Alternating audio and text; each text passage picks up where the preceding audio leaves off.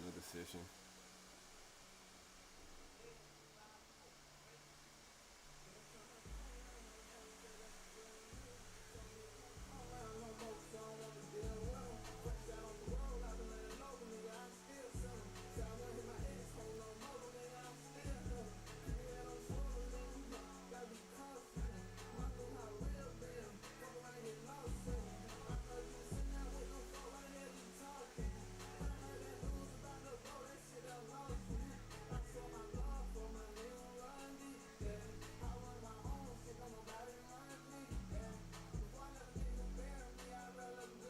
It's actually really good with it. The problem is now everybody's going to want you to wear them all the time. They're going to say, where are your glasses? I can vouch for that. So it's been over a year since.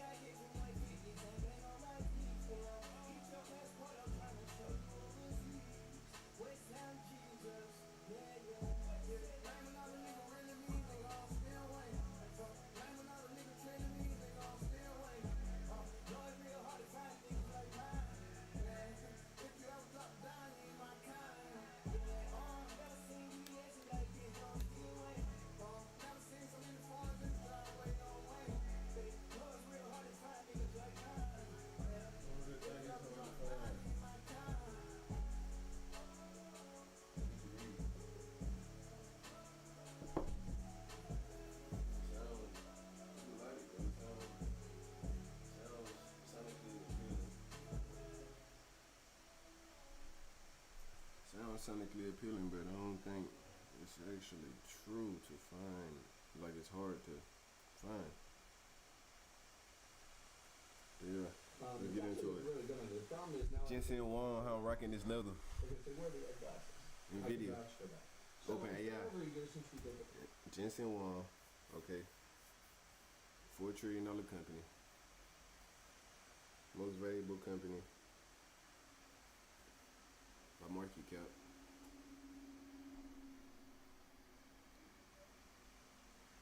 Open AI, future of compute, and the American dream. Shout out to Jensen Huang,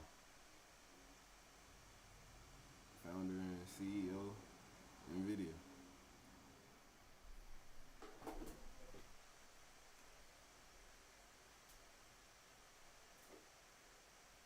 Shouts out to Doja.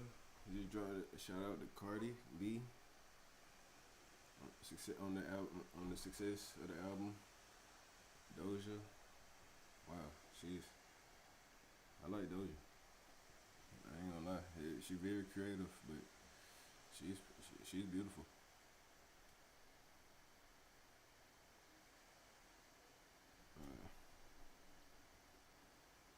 Shout out to Lucci. Shout out to Thug. Gotta check out these albums.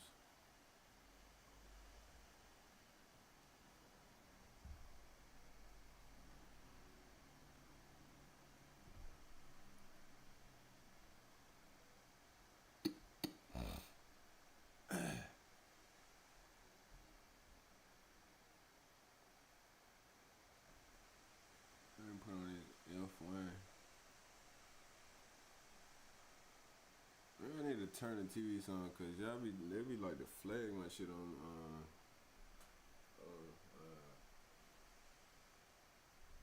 YouTube. They trying to flag me and shit. Turn it down so I don't fuck all that. They finna flag me, get my shit suspended.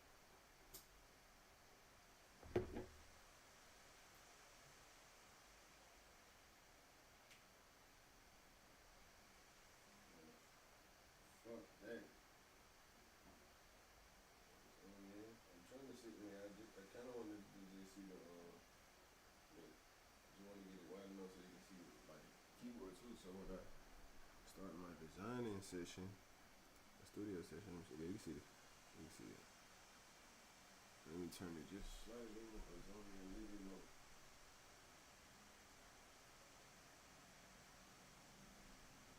Alright, that's cool.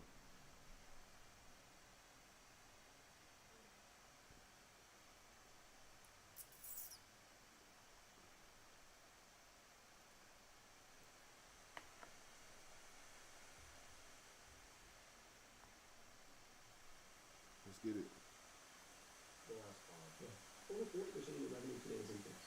But inference is about when, because of chain reasoning. Yeah. Right? It's about to go up by 1 billion times. Right, by a million. Oh, that was last year. That's right. That's the part that most people Wait, what? That's by yeah. Right? It's about to go up by 1 billion times.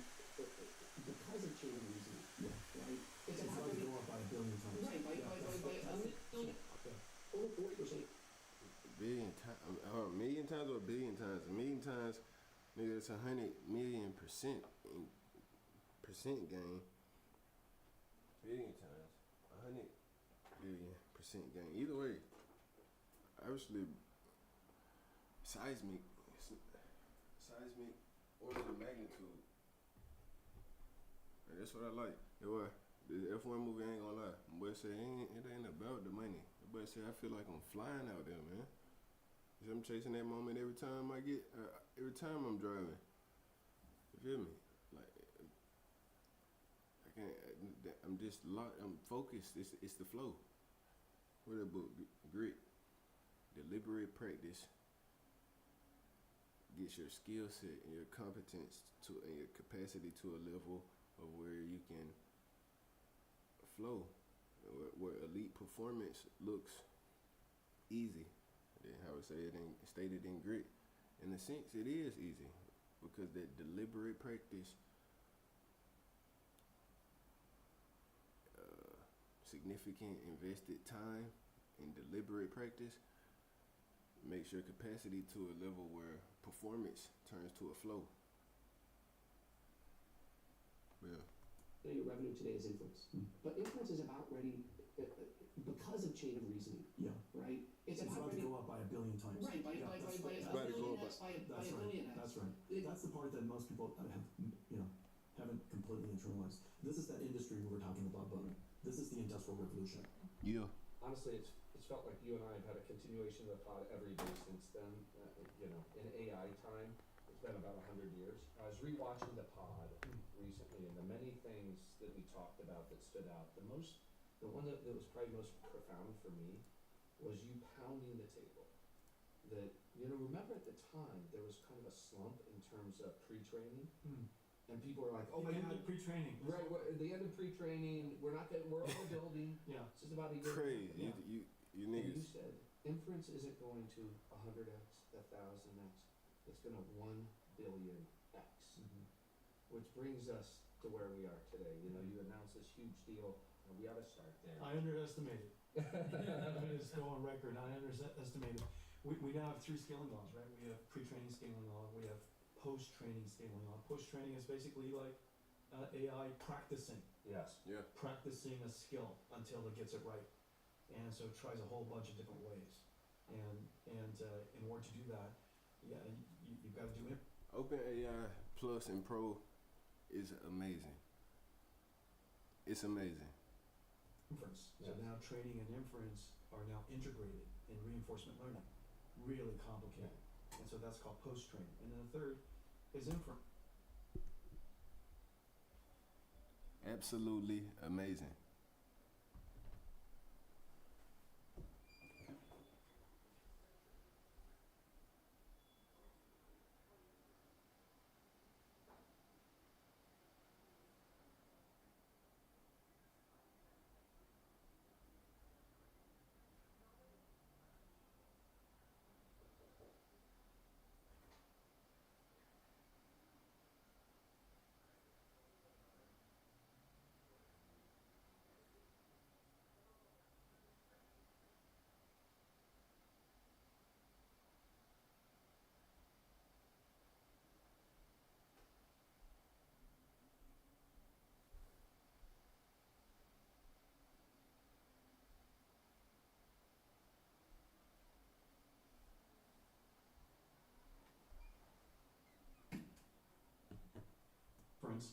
The old way of doing inference was one shot. Right.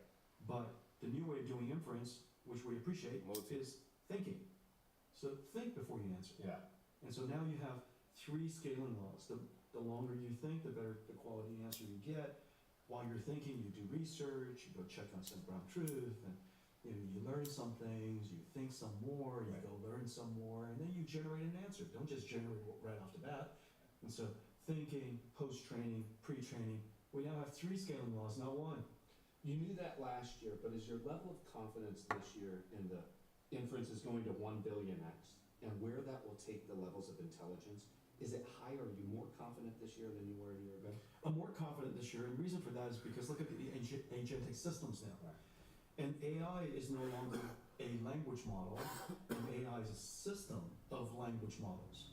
And they're all running concurrently, maybe using tools, some of us using tools, some of us doing research, and there's a whole bunch of stuff. Okay. And it's all multimodality, and look at all the video that's been generated. I mean, it's just incredible. Crazy stuff, yeah. It really brings us to, kind of the seminal moment this week that everybody's talking about, the massive deal you announced a couple of days ago with OpenAI Stargate, where you're going to be a preferred partner, invest $100 billion in the company over a period of time. They're going to build 10 gigs. And if they used NVIDIA for those 10 gigs, that could be upwards of $400 billion in revenue to NVIDIA. So help us understand, just tell us a little bit about that partnership, what it means to you, right? And why that investment makes so much sense for NVIDIA. So first of all, I'll answer that last question first. Okay. And I'll come back and visit my way there. I think that OpenAI is likely going to be the next multi-trillion dollar hyperscale company. I think you want to. Why do you call it a hyperscale company? Hyperscale, like Meta's a hyperscale. Yeah. Google's a hyperscale. They're going to have consumer and enterprise services, and they are very likely going to be the world's next multi-trillion dollar hyperscale company. Very likely. And I think you would agree with that. I agree. If that's the case, the opportunity to invest before they get there, this is some of the smartest investments we can possibly imagine. And you got to invest in things you know. Right. And it turns out we happen to know the space. And so the opportunity to invest in that, the return on that money is going to be fantastic. So we love the opportunity to invest. We don't have to invest. Right. And it's not required for us to invest, but they're giving us the opportunity to invest. Fantastic thing. Now let me start from the beginning. So we're partnering with OpenAI in several projects. The first project is the build out of Microsoft Azure. We're going to continue to do that. And that partnership is going fantastically. We have several years of build out to do, hundreds of billions of dollars of work just to do there. Right. The second is the OCI build out. And I think there's some 5, 6, 7 gigawatts about to be built out. And so we're working with OCI and OpenAI and SoftBank to build that out. Right. Those projects are contracted. We're working on it. Lots of work to do. And then the third is CoreWeave, right? And so all of CoreWeave 4, I'm talking about OpenAI still. Yes. Okay. Everything in the context of OpenAI. And so the question is, what is this new partnership? This new partnership is about helping OpenAI, partnering with OpenAI to build their own self-build AI infrastructure for the first time. Right. And so this is us working directly with OpenAI at the chip level, at the software level, at the systems level, at the AI factory level, to help them become a fully operated hyperscale company. I mean, this is going to go on for some time. It's going to supplement the amount of, they're going through two exponentials, as you know. Right. The first exponential is the number of customers is growing exponentially. Yep, for sure. And the reason for that is the AI is getting better, the use case is getting better, just about every application is connected to OpenAI now. And so they're going through the usage exponential. The second exponential is the computational exponential of every use. Yes. Right? Yes. Instead of just a one-shot inference, is now thinking before it answers. And so these two exponentials compounding the compute requirements. And so we could build out all these different projects. And so this last one is an additive on top of everything that they've already announced, all the things that we're already working on with them. It's additive on top of that. And it's going to support this incredible exponential growth. One of the things you said that's really interesting to me is kind of, they're going to be high probability, multi-trillion-dollar company in your mind. You think it's a great investment. At the same time, they're self-building. You're helping them self-build their data centers. So heretofore, they've been outsourcing to Microsoft to build the data center. Now they want to build full stack factories themselves. They want to basically have a relationship with us the way that Elon and X has relationship. Correct. I mean, Elon and X self-built. Exactly. But I think that's this is a very big deal. when you think about the advantage that Colossus had. Yeah. They're building full stack. That is a hyperscaler. Because if they don't use the capacity, they could sell it to somebody else. That's right. In the same way, Stargate, they're building monstrous capacity. I think they'll Huge, use enormous.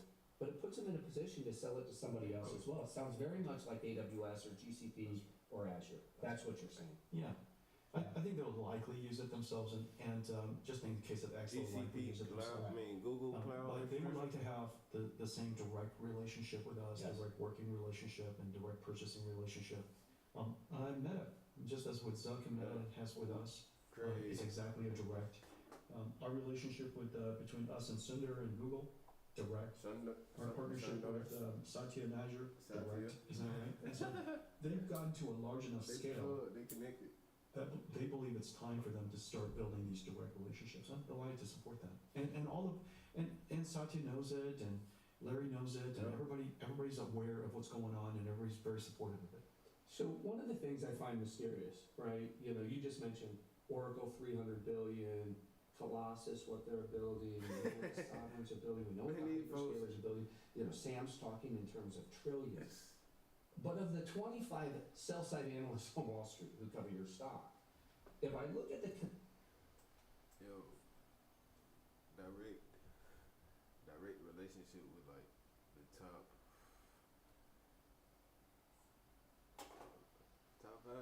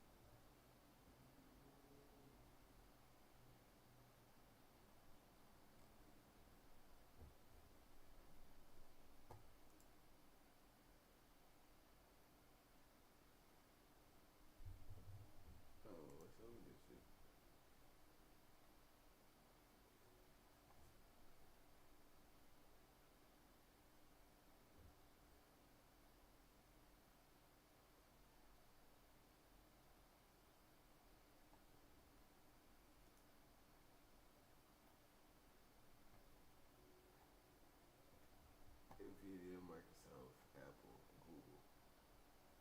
They're the number 6. Hey, they on Amazon ass, I ain't gonna lie.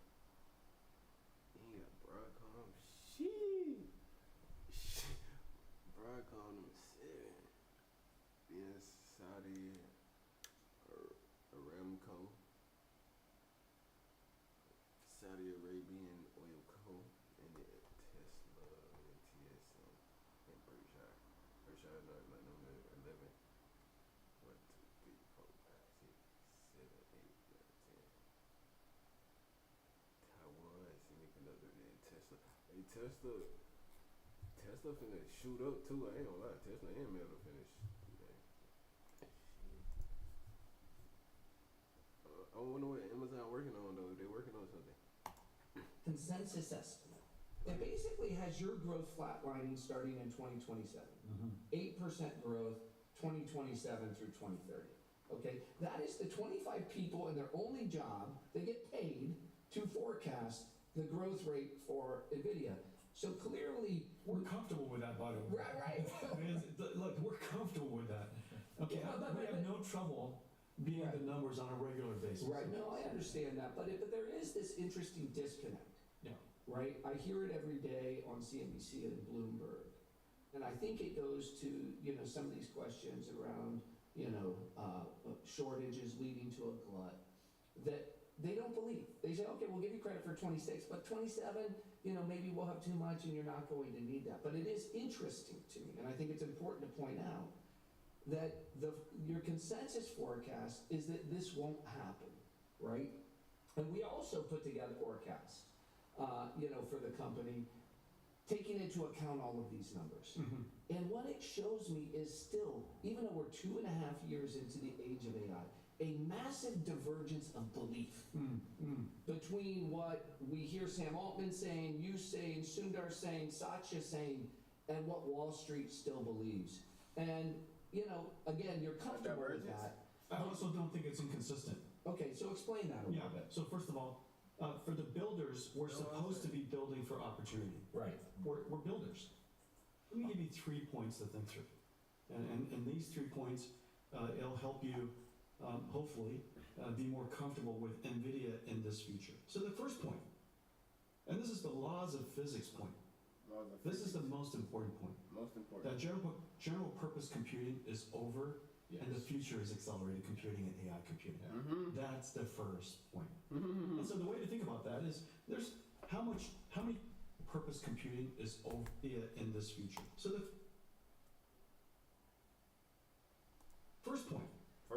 And this is the laws of physics point. This is the most important point. That general purpose computing is over, and the future is accelerated computing and AI computing. That's the first point. And so the way to think about that is, there's how many trillions of dollars of computing infrastructures in the world that has to be refreshed. Right. And when it gets refreshed, it's going to be accelerated computing. That's right. And so the first thing you have to realize is that general purpose computing, and nobody disputes that. Everybody goes, yeah, we completely agree with that. General purpose computing is over. Moore's law is dead. People say these things. And so what does that mean? So general purpose computing is going to go to accelerated computing. Our partnership with Intel is recognizing that general purpose computing needs to be fused with accelerated computing to create opportunities for them. Is that right? And so 1, general purpose computing is shifting to accelerated computing and AI. 2, the first use case of AI is actually already everywhere. It's in search, recommender engines. Isn't that right? In shopping. The basic hyperscale computing infrastructure used to be CPUs doing recommenders, is now going to GPUs doing AI. So you just take classical computing, it's going to accelerated computing and AI. You take hyperscale computing, it's going from CPUs to accelerated computing and AI. And then now that's the second point. Just feeding the Metas, the Googles, the ByteDances, the Amazons, and take their classical, traditional way of doing hyperscaling and moving it to AI, that's hundreds of billions of dollars. And because that may be 4 billion people on the planet today if you take TikTok, Meta into account, Google into account. The dollars is exciting for sure. Man, that shit it's gonna like be transcendent.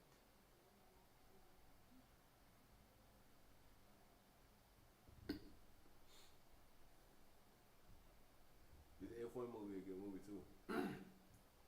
Telling you, I mean, it's a great movie actually. I like it. I love it.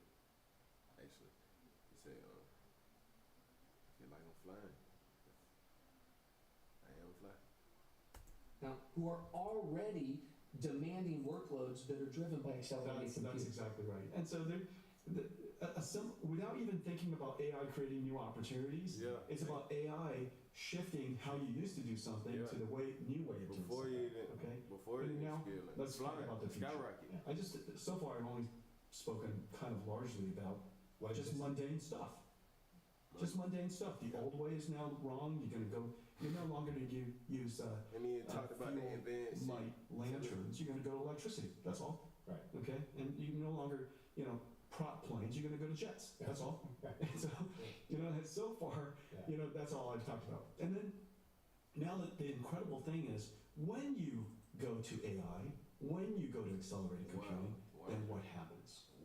What are the new applications that emerge as a result? And that's all the AI stuff that we're talking about. Yeah. And that's that opportunity. What does that look like? Well, the simple way of thinking about that is where motors replace labor and physical activity, we now have AI, these AI supercomputers, these AI factories that I talk about. Yep. They're going to generate tokens to augment human intelligence, right? And human intelligence represents what? 55, 65% of the world's GDP. Let's call it $50 trillion. And that $50 trillion is going to get augmented by something. And so let's come back to a single person. Suppose I were to hire a $100,000 employee, and I augmented that $100,000 employee with a $10,000 AI, and that $10,000 AI, as a result, made the $100,000 employee twice more productive, 3 times more productive. Would I do it? Heartbeat. I'm doing it across every single person in our company right now, right? They all have co-agents. That's right. That's right. Every single software engineer, every single chip designer in our company already has AIs working with them. 100% coverage. Yeah. As a result, the number of chips we're building is better, the number is growing, the pace at which we're doing it is right. Yep. And so we're growing faster as a company. As a result, we're hiring more people. Our productivity is greater. Our top line is greater. Our profitability is greater. What's not to love about that? Now apply the NVIDIA story to the world's GDP. Yeah. And so what's likely to happen is that $50 trillion is augmented by, let's pick a number, $10 trillion. That $10 trillion needs to run on a machine. Now the reason that AI is different than IT in the past, in a way, software was written a priori, and then it runs on the CPU. And a person would operate it. In the future, of course, AI is generating tokens, but a machine has to generate the tokens, and it's thinking. So that software is running all the time, whereas in the past, the software was written once. Now the software is, in fact, writing all the time. It's thinking. In order for the AI to think, it needs a factory.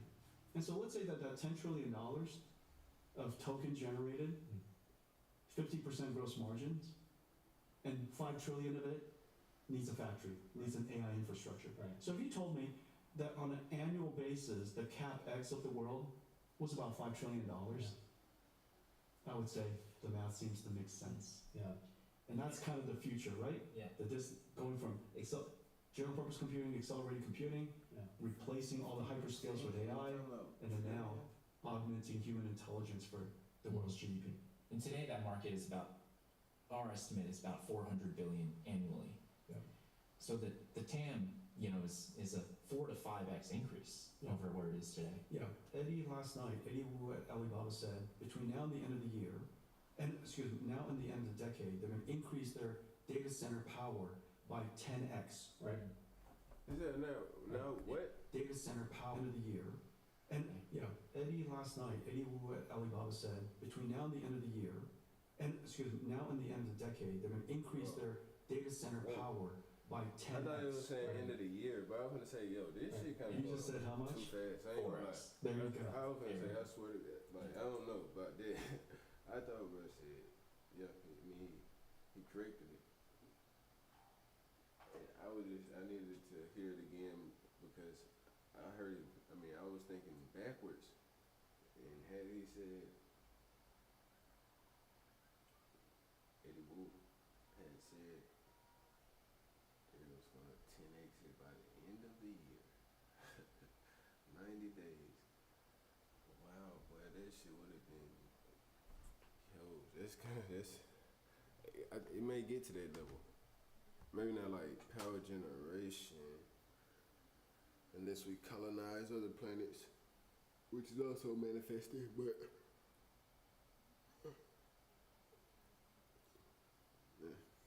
I just need to clarify that. They're going to increase power by 10x, and we correlate to power. NVIDIA's revenue is almost correlated to power. Yes. Isn't that right? Yeah. That's right, yeah, because One other thing, what else did he say? Yeah. He said token generation is doubling every few months. Hold on, what did he say? What did he just say then? They correlate with that. So what? I mean,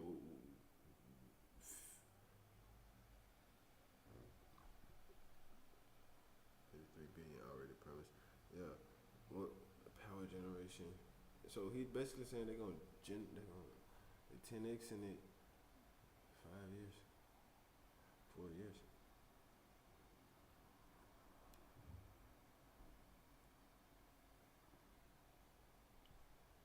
I gotta get down with this. I gotta get in. I gotta get in for sure. I must get in.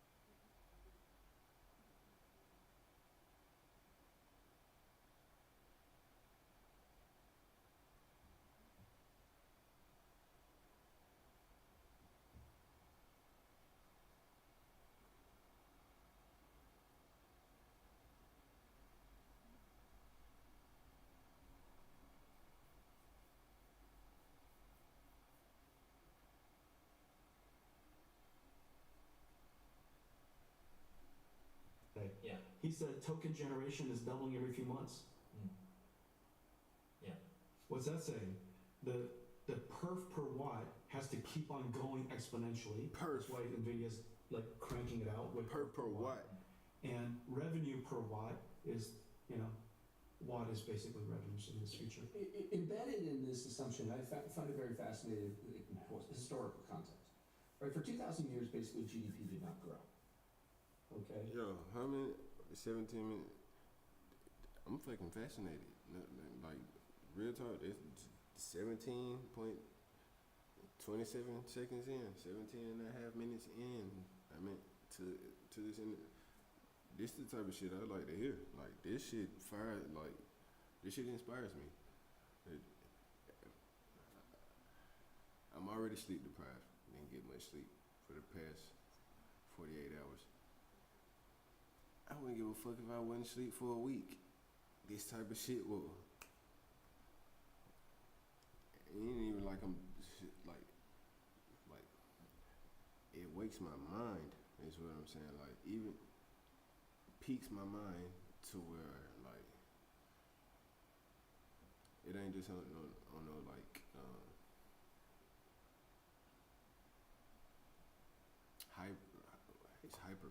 hyper stimulating my mind, like not necessarily like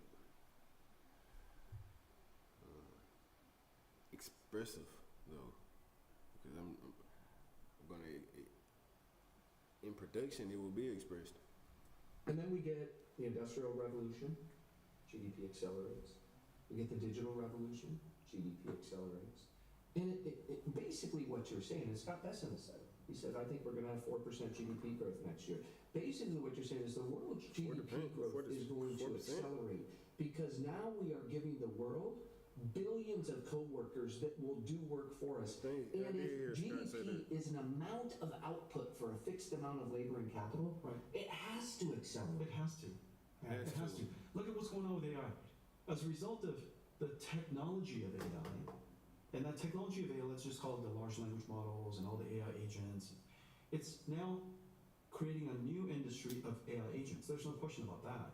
Okay, so that's OpenAI is the fastest growing revenue company in history. Right. And they're growing exponentially, right? And so So AI itself is a fast-growing industry. Because of AI, needs a factory behind it, Right. an infrastructure behind it. This industry is growing. My industry is Yes. growing.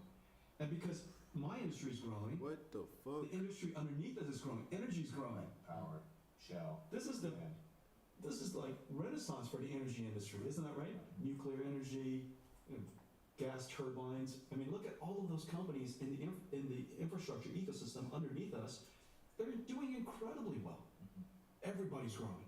These numbers have everybody talking about a glut or a bubble, right? Zuckerberg said last week on a podcast, you know, he said, listen, I think it's quite possible at some point that we will have an air pocket, and Meta may in fact overspend by $10 billion or whatever, but he said it doesn't matter. It's so existential to the future of his business that it's a risk that they have to take. But when you think about that, it sounds a little bit like Prisoner's Dilemma, right? And walk us again through... These are very happy prisoners. Walk us again through, right? Today, our estimate is that we're going to have $100 billion of AI revenue in 2026, excluding Meta, and excluding, you know, the GPUs running recommender engines. Yeah. Okay. So there's Or search or... correct. So there's other stuff. Yeah. But let's call it $100 billion. What is that industry anyways? What is the industry already in hyperscale? What is the hyperscales, you know, between... Trillions. Yeah, exactly.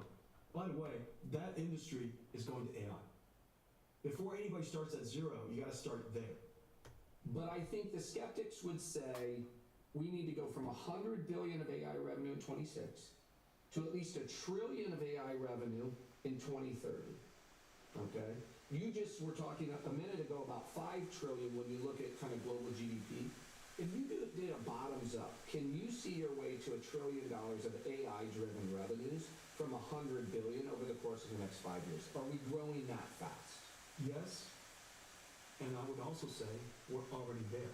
Now, AI-driven revenues from $100 billion over the course of your way to $1 trillion of AI-driven revenues from $100 billion. Do you see your way to $1 trillion of AI-driven revenues from $100 billion over the course of the next 5 years? $1 trillion of AI-driven revenues from $100 billion over the course of the next 5 years. $1 trillion of AI-driven revenues from $100 billion over the course of the next 5 years. $1 trillion of AI-driven revenues from $100 billion over the course of the next 5 trillion dollars of AI-driven revenues from $100 billion over the course of the next 5 years. $1 trillion of AI-driven revenues from $100 billion over the course of the next 5 years. Are we growing that fast?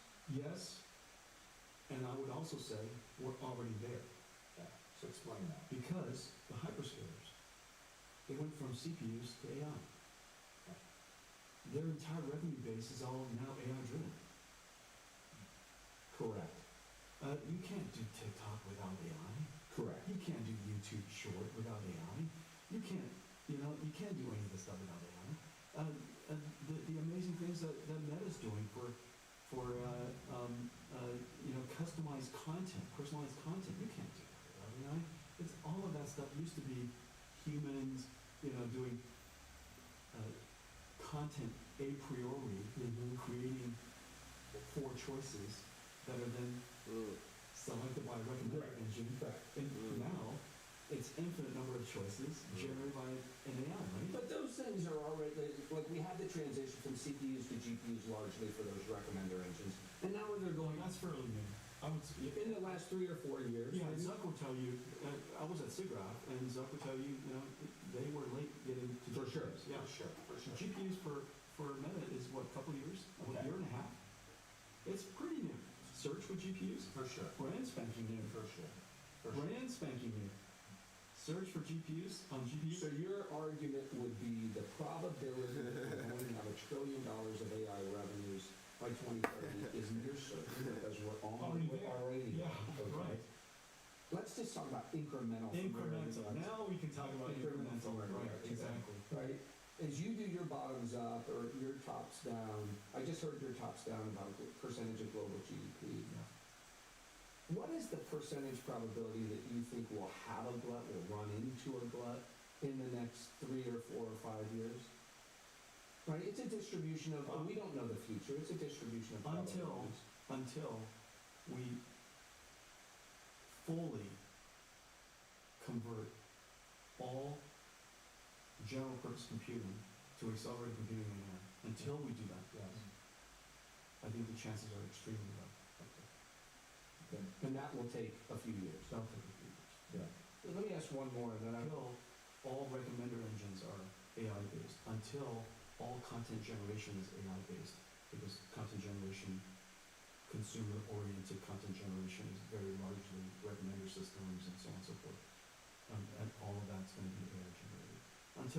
Until all of the stuff, what classically was hyperscale, now transitions to AI. You know, everything from shopping to e-commerce, to, you know, all that stuff, until everything goes over. But all this new build, right, when we're talking about trillions, we're investing ahead of where we are. You know, is that like at will? Are you obliged to invest the money even if you see a slowdown or kind of a glut coming? Or is this one of these things that you're just waving the flag to the ecosystem to say, get out and build? And at some point in time, if we see some of this slow down, we can always pull back on the level of investment. Actually, it's the other way, because we're at the end of the supply chain, right? And so we respond to demand. Okay. And right now, all the VCs will tell you, you guys know, the demand, there's a shortage of compute in the world. Not because there's a shortage of GPUs in the world, okay? If they give me an order, I'll build it. Right? Over the last couple of years, we've really plumbed the supply chain. So all of the supply chain behind me, from wafer starts to CoWoS to HBM memories, you know, all of that technology, we've really geared up. If we need to double, we'll double. Okay? So the supply chain is ready. Now we're just waiting for demand signals. And when the CSPs and the hyperscalers and our customers do their annual plan and they give us, you know, the forecast, we respond to that and we build it up. Now what's going on, of course, is that every one of their forecasts that they provide us turns out to have been wrong. Right. Because they under-forecasted. And so now we're always in a scramble mode. And so we've been in the scramble mode now for, you know, a couple of years. And it's whatever forecast we've been given has been always significant increase from last year, but not enough. Actually, last year seemed to be pulling back a little bit, you know, seemed to be, you know, some people call them the adult in the room, tamping down kind of some of these expectations. A few weeks ago he said, hey, I've also built 2 gigs this year and we're going to accelerate in the future. Do you see some of the traditional hyperscalers that may have been moving a little slower than let's call it a CoreWeave or Elon X, or maybe a little slower than Stargate? Do you see them all? It sounds like to me they're all leaning in more now, and they're all also Because of the second exponential. Okay. We've already had one exponential we were experiencing, which was the adoption rate of AI, the engagement of the AI was growing exponentially. The second exponential that kicked in was reasoning. And that was the conversation we had 1 year ago. Yeah, we said, hey, listen, the moment you take AI from one shot, memorizing an answer and memorizing and generalizing, that's basically pre-training. So memorizing an answer, you know, what's 8 times 8? Just memorize it, okay? And so memorizing an answer and generalizing, that was one shot AI.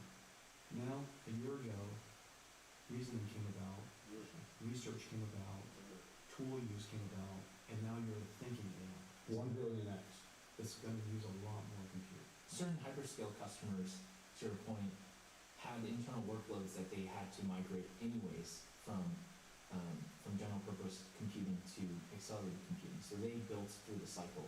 I think maybe some hyperscalers had different workloads, so they weren't quite sure how quickly they could digest it. That's but right. Everyone has now concluded that they dramatically underbuilt. One of the applications that my favorite is just good old-fashioned data processing. Structured data and unstructured data. Just good old-fashioned data processing. And very soon we're going to announce a very big initiative of accelerated data processing. Data processing represents the vast majority of the world's CPUs today. It still completely runs on CPUs. You know, you go to Databricks, it's mostly CPUs. You go to Snowflake, it's mostly CPUs. SQL processing at Oracle, mostly CPUs. Everybody's using CPUs to do SQL, structured data. In the future, that's all going to move to AI data. That is one gigantic, massive market that we're going to move to. But you need everything that NVIDIA does requires acceleration layers and requires, you know, domain-specific Right. data processing libraries. Recipes. Yeah. We gotta go build that. But that's coming. And so one of the pushbacks, I turned on CNBC yesterday, they were like, oh, glut, bubble. When I turned on Bloomberg, it was about round tripping and circular revenues. Okay? And so for the benefit of people, at home, these arrangements are when companies enter into a misleading transaction that artificially inflates revenue without any underlying economic substance. So in other words, growth's propped up by financial engineering, not by customer demand. And the canonical case everybody's referencing, of course, is Cisco and Nortel from the last bubble 25 years ago.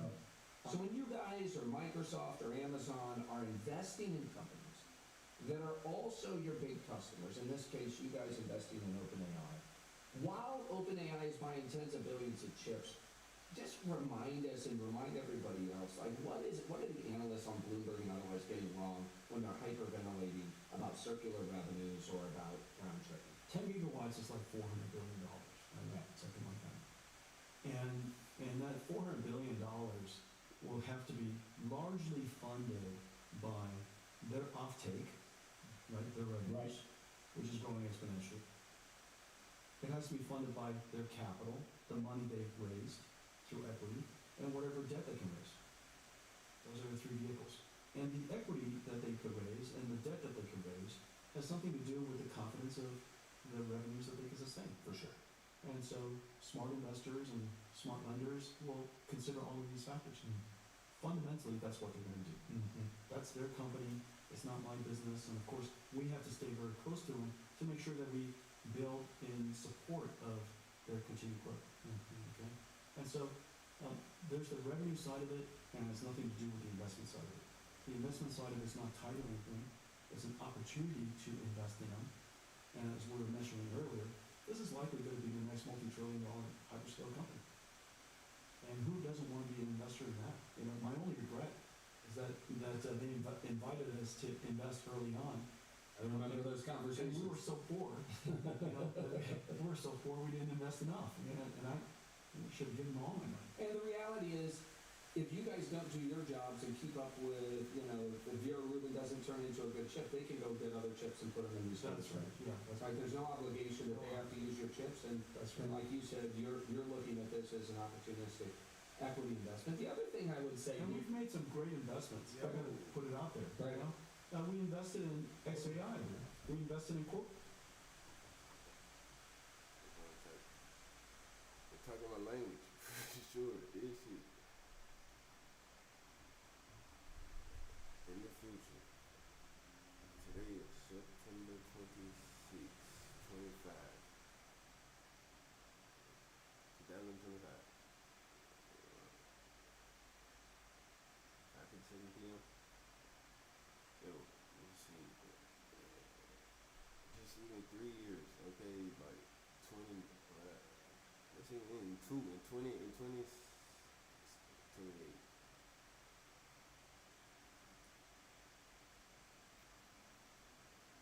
I'm looking at the date.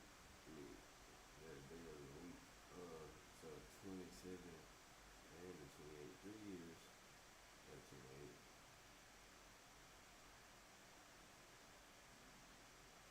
Going into 29, because it's gonna be third quarter. There's a few more days left in the third quarter. It's gonna be fourth quarter. Alright. Yeah.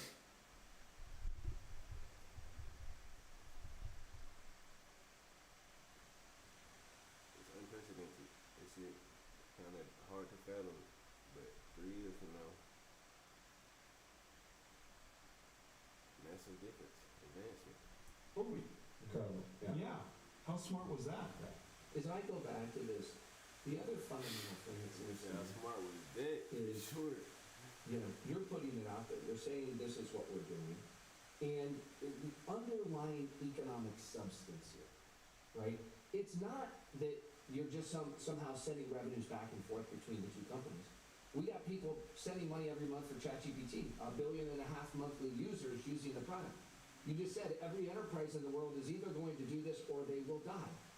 Every sovereign views this as existential to their national security and economic security as nuclear power was. What person, company, or nation says intelligence is basically optional for us? I mean, it's fundamental to them. Well, beat this.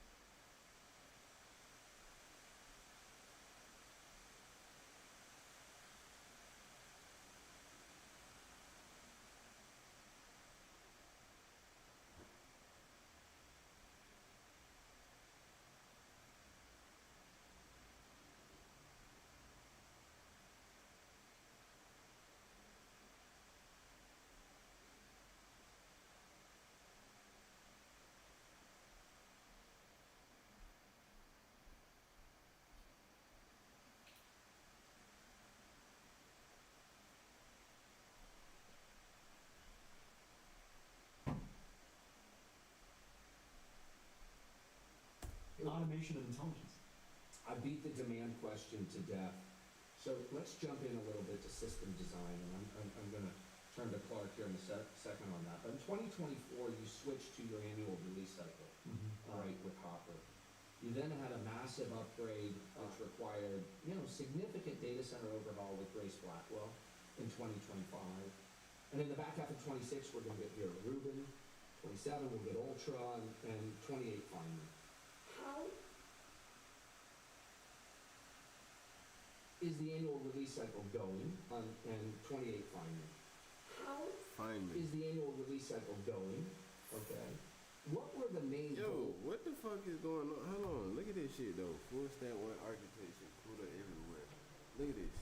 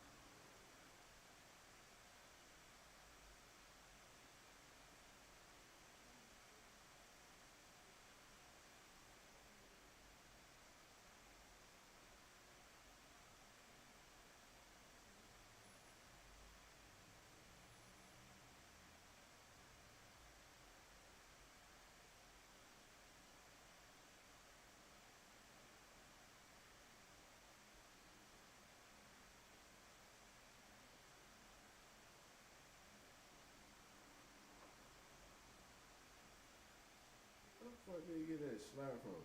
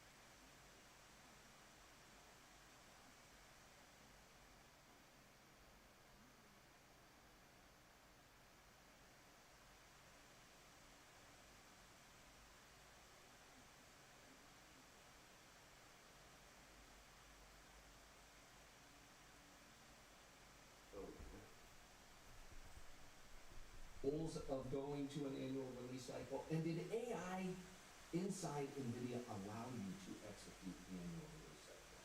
Yeah, the answer is yes on the back on the last question. Without it, NVIDIA's velocity, our pace, our scale would be limited. And so without AI these days, it's just simply not possible to build what we build. Now, why do we do it? There's something that, remember, Eddie said at his earnings call, or his conference, Satya has said it, Sam has said it, the token generation rate is going up exponentially. Yeah. And the customer use is going up exponentially. I think they're at 800 million weekly active users or something like that. Yes. And that's less than 2 years from ChatGPT, right? And each of those users is generating massively more tokens because they're using inference time reasoning. That's right. Exactly. And so the first thing is, because the token generation rate is going up so incredibly, two exponentials on top of each other, we have to, unless we increase the performance at incredible rates, the cost of token generation will keep growing because Moore's law is dead, right? Because transistors basically cost the same every single year now. And power is largely the same between those two fundamental laws, unless we come up with new technologies to drive the cost down. Even if there's a slight difference in growth, you give somebody a discount of a few percent, how's that going to make up for two exponentials? And so we have to increase our performance annually at a pace that keeps up with that exponential. So in the case of going from Kepler to all the way to Kepler, all the way to Hopper was probably 100,000x. That was the beginning of the AI journey for NVIDIA. 100,000x in 10 years. Okay. Accelerated computing enables full stack optimization from algorithm to GPU architecture, such as Tensor Core Transformer Engine. LLM energy efficiency improved 100,000x in the past 10 years.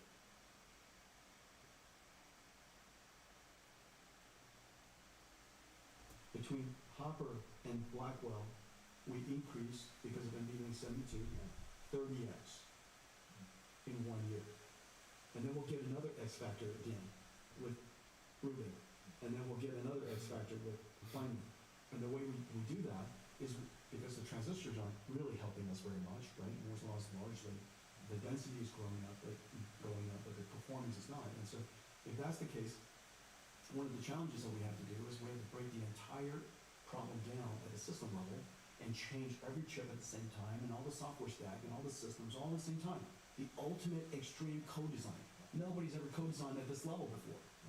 We change the CPU, revolutionize the CPU, the GPU, the networking chip, the NVLink scale up, the Spectrum X scale out. I heard somebody said, oh yeah, it's just Ethernet. Yeah, right.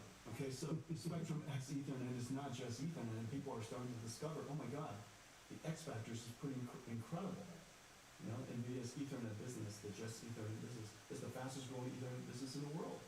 And so scale out, and of course now we have to build even larger systems, so we scale across multiple AI factories connected together. And then we do this at an annual pace. And so we now have an exponential of exponentials going ourselves from technology, and that allows an exponential of exponentials going ourselves from technology. And that we now have an exponential of exponentials going ourselves from technology, and that allows our customers to drive the cost of tokens down, keep making those tokens smarter, and our customers exponential of exponentials going ourselves from technology, and that allows our customers to drive the cost of tokens down, keep making those tokens smarter and smarter with pre-training and post-training and thinking, and as a result, when the AI gets smarter, they get more used. When they get more used, they're going to grow exponentially. For people who may not be as familiar, Yeah. what is extreme co-design? Extreme co-design means that you have to optimize the model, algorithm, system, and chip at the same time. You have to innovate outside the box. Because chip at the same time. The model, algorithm, system, and chip at the same time. You have to innovate outside the box. Because Moore's law said, you just have to keep making the CPU faster and faster. Everything got faster. You were innovating within the box. Just make that chip faster. Well, if that chip doesn't go any faster, then what are you going to do? Innovate outside the box. And so NVIDIA really changed things because we did two things. We invented CUDA, invented GPUs, and we invented the idea of co-design at a very large scale. That's why there's all these industries we're in. We're creating all these libraries and co-design. Number one, full stack. Extreme is even beyond software and GPUs. It's now at the data center level, switches and networking.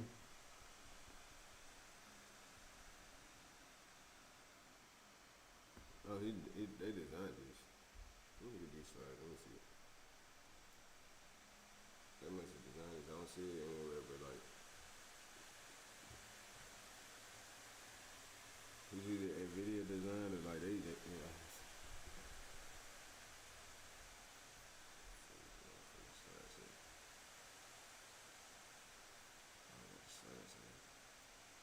Transcript.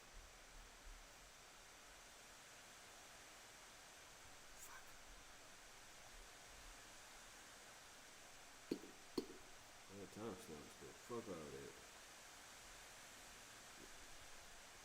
Yeah. You know, all of that software in the switches and the networking, the NICs, the scale up, the scale out.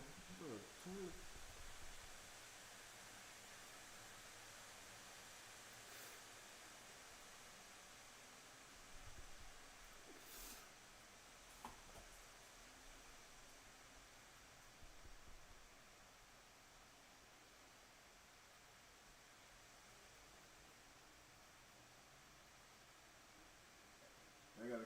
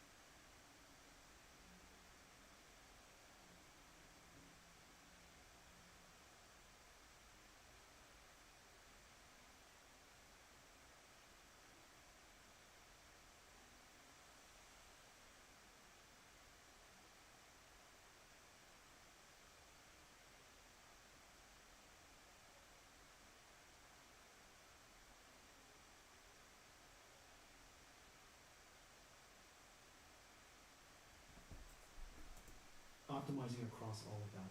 As a result of that, Blackwell the Hopper is 30x. No Moore's law could possibly achieve that. Right. And so that's extreme. And that comes from the extreme co-design. That's because NVIDIA that's why we got into networking and switching and scale up and scale out and scale across and building CPUs and building GPUs and building NICs. You know, that's the reason why NVIDIA is so rich in software and people, we check in more open source software in the world than just about anybody except one other company. I think it's AI2 or something like that. And so we have such enormous richness of software, and that's just in AI. Don't forget computer graphics and digital biology and autonomous vehicles, and the amount of software we produce as a company is incredible. That allows us to do deep and extreme co-design. I heard from one of your competitors, yes, he's doing this because it helps drive down the cost of token generation, but at the same time, your annual release cycle makes it almost impossible for your competitors to keep up.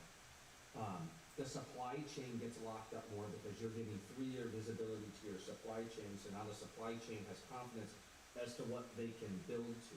Well, So think about this, before you ask the question, think about this.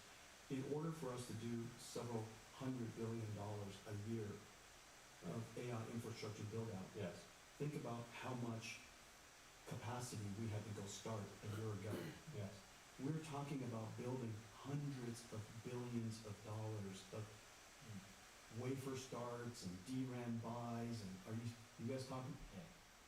This is now at a scale that hardly any company can keep up. So would you say your competitive moat is greater today than it was 3 years ago?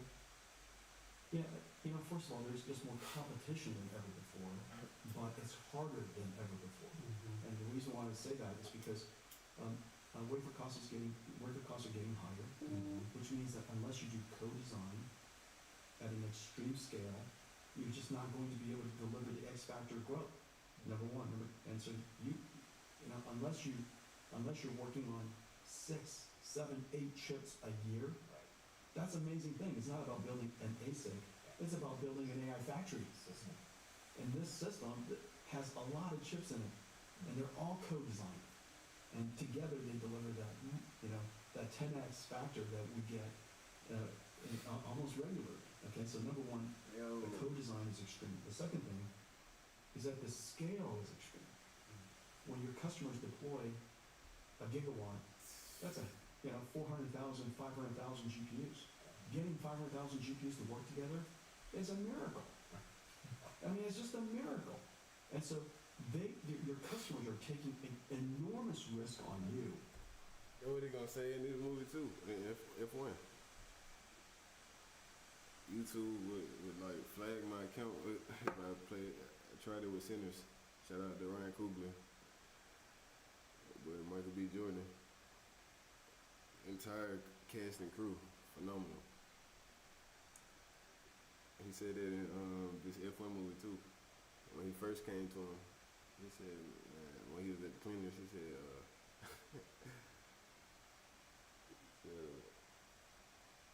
ever seen a miracle? He said, not yet. Yeah, Abu Dhabi. It's a miracle. Everybody crashed and tire was fucked. And then I don't know the exact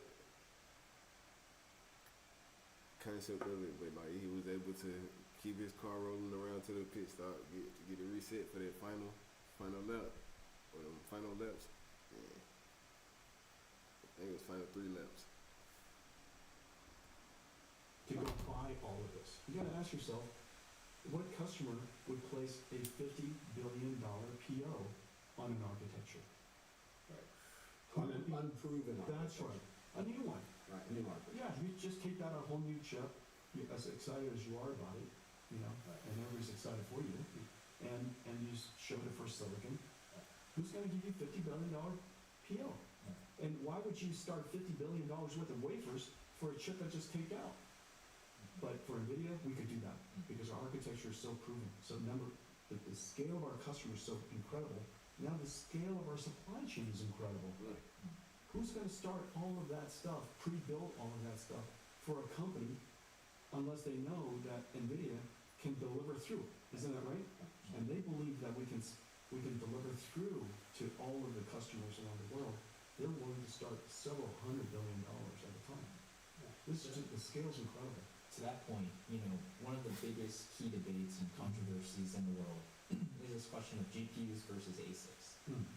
Google's TPUs, Amazon's Trainium, and it seems like everyone from ARM to OpenAI to Anthropic are, rumored to be building one. Last year you said, we're building systems, not chips, and you're driving performance through every single part of that stack. You also said that many of these projects may never get to production scale. But given like the Most of them. most of them, given the seeming success of Google's TPUs, how are you thinking about this evolving landscape today? Yeah. And First of all, the advantage that Google had is foresight. Remember, they started TPU-1 before everything started. This is no different than a startup. You're supposed to build a startup. You're supposed to create a startup before the market grows. You're not supposed to come up as a startup when the market's $1 trillion large. This fallacy, and all VCs know this fallacy that a large market, if you could just take a few percent market share, you could be a giant company. That's actually fundamentally wrong. You're supposed to take 100% of a tiny company, a tiny industry, which is what NVIDIA did, right? Which is what TPUs did. They were only the tools. But you better hope that industry gets really big. You're creating an industry. That's right. Right. That's And I mean, the NVIDIA story, And so that's the challenge for people who are building ASICs now. It looks like a juicy market, but remember, this juicy market has evolved from a chip called a GPU. So I just described an AI factory, and you guys just saw, I just announced a chip called CPX for context processing and diffusion video generation, a very specialized workload, but an important workload inside the data center. I just preluded to maybe AI data processing processors, because guess what? You need long-term memory, you need short-term memory. The KV cache processing is really intense. AI memory is a big deal. You kind of like your AI to have good memory. And just dealing with all the KV caching around the system, really complicated stuff. Maybe it wants to have a specialized processor. Maybe there's other things, right? So you see that NVIDIA's, our viewpoint is now not GPU.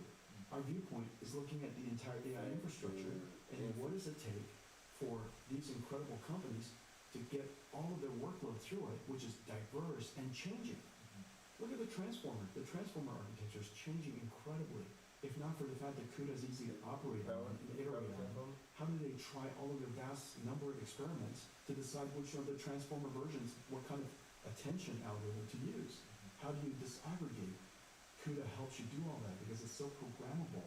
And so the way to think about our business now is you look at when all of these ASIC companies or ASIC projects start 3, 4, 5 years ago, I gotta tell you, that industry was super adorable and simple. There was a GPU involved. Right. But now it's giant and complex. And in another 2 years, it's going to be completely massive. The scale is going to be so large. And so I think that the battle of getting into a very large market as a nascent player is just hard, as you guys know. Even for the customers who perhaps are successful with ASICs, isn't there an optimal balance in their compute fleet? Like it's, I think investors are very much binary creatures. They just want a yes or no, black and white answer. Yeah. But even if you get the ASIC to work, isn't there an optimal balance because you think, I'm buying the NVIDIA platform, CPX is going to come out for pre-fill, for video generation, maybe a decode, a platform. A video transfer. Exactly. Yeah. So there will be like many different chips or parts to add to the NVIDIA ecosystem, accelerated compute fleet, right? As new workloads are born. That's right. And people trying to tape out new chips today are not really anticipating what's happening a year from now. They're just trying to get a chip to work. That's right. Said another way, Google's a big GPU customer. Google's a big GPU customer. If you look at, and Google's a very special case. I mean, we just have to, show respect where respect is really deserved. I mean, TPU is on TPU 7. Yes. Right, and so, and it's a challenge for them as well, right? And so the work that they do is incredibly hard. So I think the first thing let me do it. Remember there are three categories of chips. There's the category of chips that are architectural, x86 CPUs, ARM CPUs, NVIDIA GPUs, architectural, and it has an ecosystem above. And the architecture has rich IP and rich ecosystem, very complicated technology. It's built by the owners like us. Okay. There's ASICs. Built by the owners. I worked for the original company, LSI Logic, who invented the idea of ASICs. As you know, LSI Logic is not here anymore. And the reason for that is because ASICs is really fantastic when the market size is not very large. It's easy to have somebody be a contractor to help you put the packaging of all that stuff together, do the manufacturing on your behalf, and they charge you 50, 60 points of margin. But when the market gets large for an ASIC, there's a new way of doing things called COT, customer-owned tooling. And who would do something like that? Apple's smartphone chip, the volume is so large, they would never go pay somebody else 50, 60% gross margin to be an ASIC. They do customer-owned tooling. And so where will TPUs go when it becomes a large business? Customer-owned tooling. There's no question about it. And so, but there's a place for ASICs. Video transcoders will never be too large. Smart NICs will never be too large. And so when there's 10, 12, 15 ASIC projects going on at an ASIC company, I'm not surprised by that. Because there are probably 5 smart NICs and 4 transcoders, and are they all AI chips? Of course not. And if somebody were to build an embedding processor for a specific recommender system, and that was an ASIC, of course you could do that. But would you do that as the fundamental compute engine for AI that's changing all the time? You've got low latency workload, you got high throughput workload, you have token generation for chat, you have thinking workload, you have AI video generation workload. Is there now you're talking about that's the workhorse backbone of your accelerator. That's what NVIDIA is all about. Yeah. Again, dumb this down. It's like playing chess and checkers, right? The fact of the matter is, the folks who are starting ASICs today, whether it's Trainium or whether it's some of these other inference accelerators, et cetera, they're building a chip that's a component of a much larger machine. You built a very sophisticated system, platform, factory, whatever you want to call it, and now you're opening up a little bit, right? So you mentioned CPX GPU, right? That is, it seems to me that in some ways you're disaggregating the workloads to the best slice of the hardware for that particular demand. Look what we did. We announced this thing called Dynamo, right? Disaggregated AI workload orchestration, and we open sourced it because the future AI factory is disaggregated. And you launched NV Fusion. Yeah. That even said to your competitors. Yeah. Including Intel, which you just invested in. That's right. The way in which you participate in this factory that we're building, because nobody else is crazy enough to try to build the entire factory, but you can plug into that if you have a product that's good enough, compelling enough, that the end user says, hey, we want to use this instead of an ARM GPU, or we want to use this instead of your inference accelerator, et cetera. Is that correct? We're delighted to connect you. Yeah.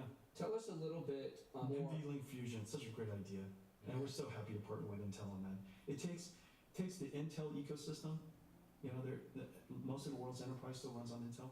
It takes the Intel ecosystem, takes the NVIDIA AI ecosystem, accelerated computing, and we fused it together. Right. And we did that with ARM, right? And there's several others we're going to be doing it with, and that opens up opportunities for both of us. It's a win for both of us. Great win. I'll be a large customer of theirs, and they're going to expose us to a much larger market opportunity. Yeah. Just deeply related to this idea is the argument you've made that kind of shocks of people where you say, our competitors building ASICs, they could literally, all their chips are cheaper already today, but they could literally price them at zero. Our objective is they could price them at zero. And you would still buy an NVIDIA system because the total cost of operating that system, power, data center, land, etc., the intelligence out is still a better bet than buying a chip, even if it's given to you for free. Because the land, power, and shell is already $15 billion. Right. Yeah. So we've taken a crack at kind of the math on that, but walk us through your math, because I think for people who don't spend as much time.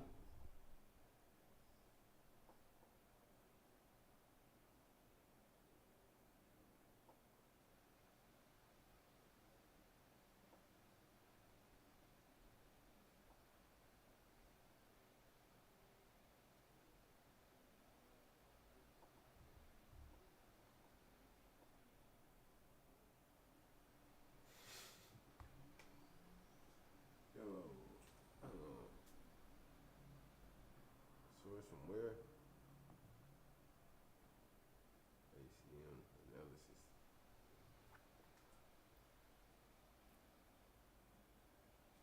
Performance per dollar per watt.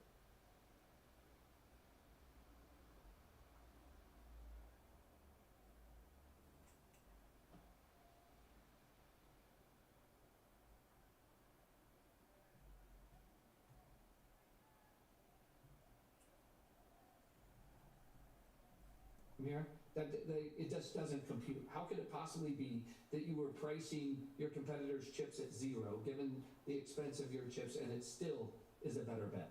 There's two ways to think about it. One way is, let's just think about it from a perspective of revenues. Yes. Okay, so everybody's power limited, and let's say you were able to secure 2 more gigawatts of power. Well, that 2 gigawatts of power you would like to have translate to revenues. Yes.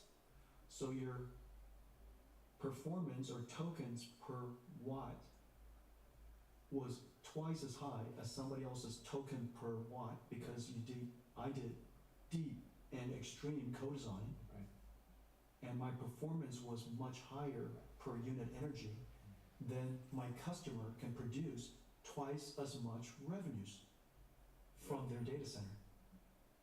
And who doesn't want twice as much revenues? And if somebody gave them a 15% discount, you know, the difference between our gross margins was call it 75 points, and somebody else's gross margins call it 50 to 65 points. It's not so much as to make up for Virtually income. the 30 times difference between Blackwell and Hopper.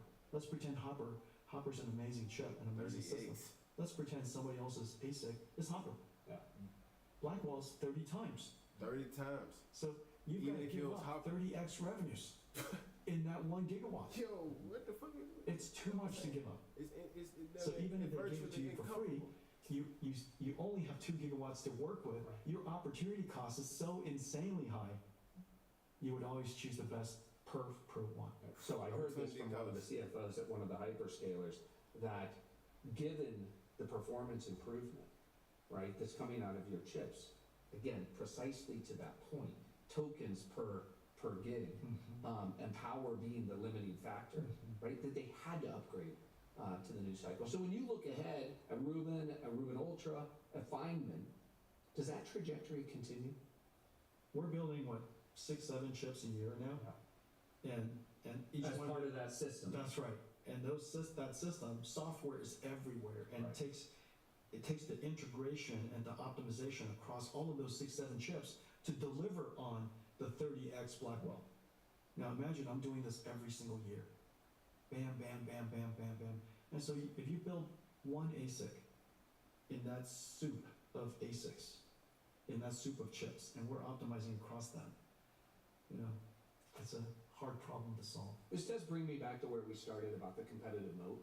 We've been covering this and investors for a while. We're investors throughout the ecosystem and competitors of yours, you know, from Google to Broadcom.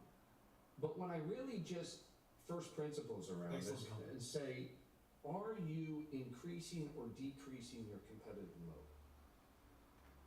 You move to an annual cadence. You're co-developing with the supply chain. The scale is massively bigger than anybody anticipated, which requires scale, both of balance sheet and of development, right? The moves you made both through acquisition and organically with things like NV Fusion, CPX, which we just talked about, all of those things together cause me to believe that your competitive mode is increasing vis-a-vis, at least insofar as building out the factory or the system. It's at least surprising. But I think it's interesting that your multiple is much lower than most of those other people. And I think part of that has to do with this law of large numbers. A $4.5 trillion company couldn't possibly get any bigger. But I asked you this a year and a half ago. As you sit here today, if the market's going to, AI workloads are going to 10x or 5x, we know what CapEx is doing, et cetera. Is there any conceivable world in your mind where your top line in 5 years isn't 2 or 3x bigger than it is in 2025? Like, what's the probability that it's actually not much higher than it is today, given those advantages? See, that's what I'm saying. I'll answer it this way. Our opportunity, as I described it, is much larger than the consensus. I'll say it here. I think NVIDIA will likely be the first $10 trillion company. And I've been here long enough, it wasn't that long ago, just a decade ago, as you well remember, that people said there could never be a $1 trillion company. Now we have 10, right? And today But the world's bigger. Right, and today, the world's this is the, back to the exponentials around GDP and the growth The rate. world is bigger, and people misunderstand what we do. They remember we're a chip company, Right. and we build chips. Boy, do we build chips, and build the most amazing chips in the world. But NVIDIA is really an AI infrastructure company. We are your AI infrastructure partner, and our partnership with OpenAI is a perfect demonstration of that. Yeah. That we are their AI infrastructure partner, and we work with people in a lot of different ways. We don't require anybody to buy everything from us. We don't require that they buy the full rack. They could buy a chip. They could buy a component. They could buy our networking. They could buy our. We have customers just buying only our CPU. Just buy our GPUs and buy somebody else's CPUs and somebody else's networking. We're kind of okay selling any way you like to buy. My only request is just buy a little something from us. You said, this isn't just about better models, we also have to build. We have to have world-class builders. And you said, the most world-class builder maybe that we have in the country is Elon Musk. And we talked about Colossus One and what he was doing there, standing up a couple 100,000, at the time, H100s, H200s in a coherent cluster. Now he's working on Colossus 2, which may be 500,000 GBs, millions of H100 equivalents in a coherent cluster. I would not be surprised if he gets to a gigawatt before anybody else does. Right. In one. Yes, so say a little bit about that. The advantage of being, the builder who, isn't just building the software and the models, but understands what it takes to build those clusters. Well, these AI supercomputers are complicated things. The technology is complicated. Procuring it is complicated because of financing issues. Securing the land power and shell powering it is complicated. Building it all, bringing it all up. This is unquestionably the most complex systems problem humanity has ever endeavored. And so Elon has a great advantage that in his head, all of these systems are interoperating, and the interdependencies resides in one head, Yes. including the financing. Yes. And so He's a big GPT. He's a big supercomputer himself. he's the ultimate GPU. Yeah. And so he has a great advantage there. Yeah. And he has a great sense of urgency. He has a real desire to build it, and so when will comes together with skill, Yeah. unbelievable things can happen. Yes. Yeah, quite unique. Something you've been so involved in is, I want to talk about sovereign AI. I want to talk about China and the global AI race that's going on. And when I look back at you 30 years ago, you couldn't have imagined you were going to be hanging out in palaces with emirs and the king this week, and you're at the White House all the time. The president has said that you and NVIDIA are critical to U.S. National security. So when you look at that, first just contextualize for me, like, it's hard to believe that you would be in those places if sovereigns didn't view this at least as existential, as important, as maybe we did nuclear in the 1940s, right?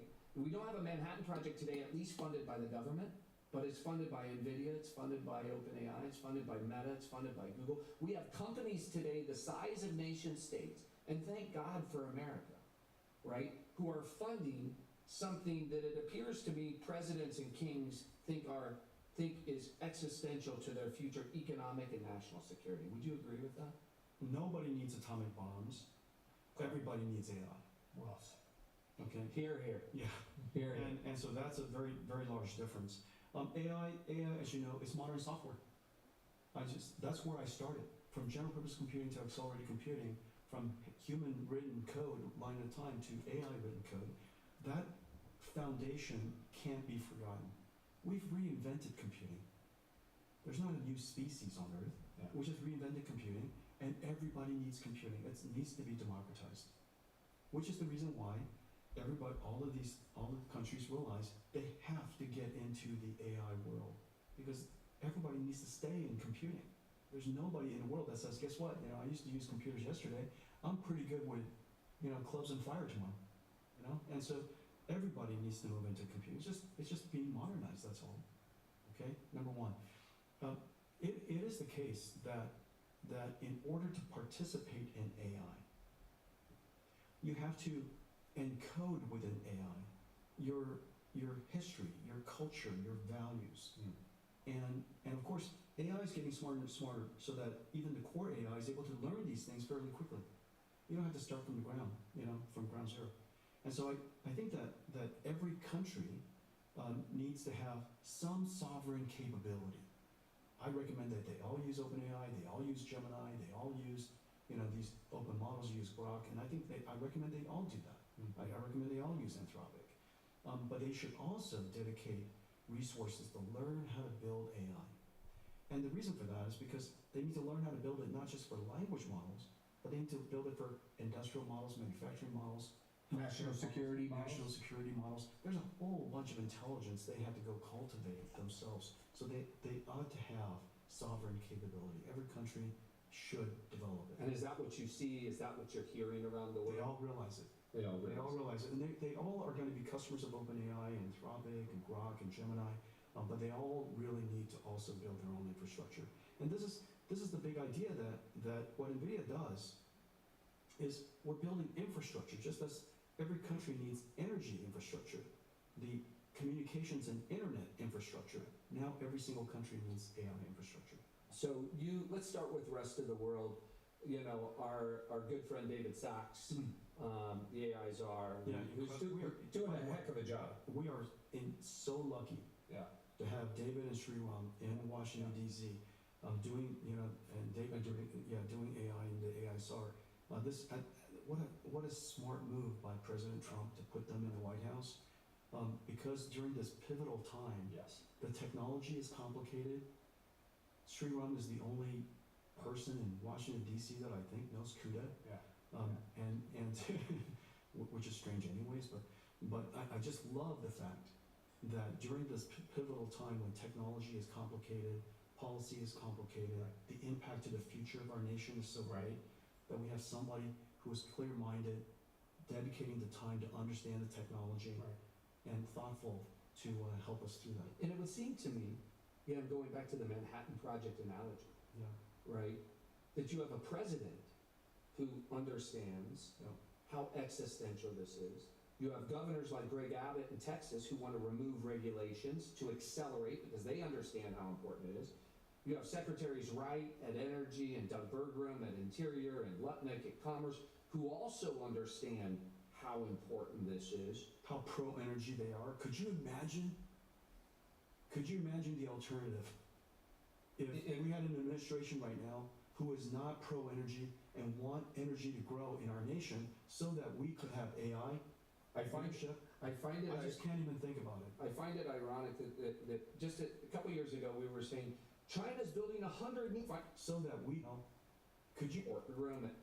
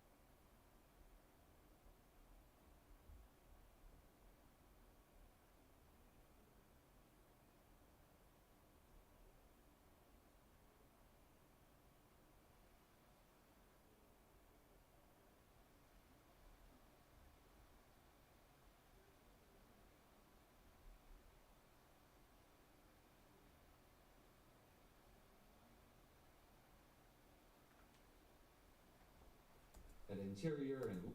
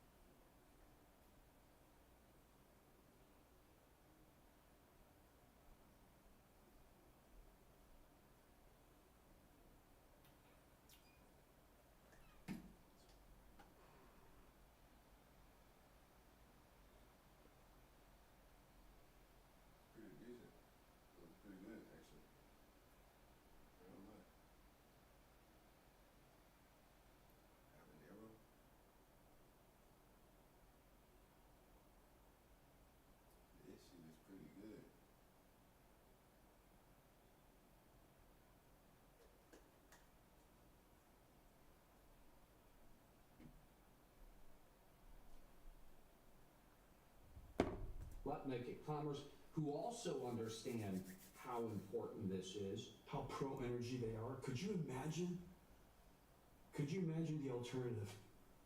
If we had an administration right now who is not pro-energy and want energy to grow in our nation so that we could have AI I find leadership, I just can't even think about it. I find it ironic that just a couple years ago we were saying, China's building 100 nuclear reactors, they're so far ahead of us. Like, that's the primitive to AI. But now you have people, when we go to build it, everybody says, oh, it's a glut. Right? Like, it seems to me that this is something that the government, it is in their interest, and we have industry and government working together in a way that I haven't seen in a long time.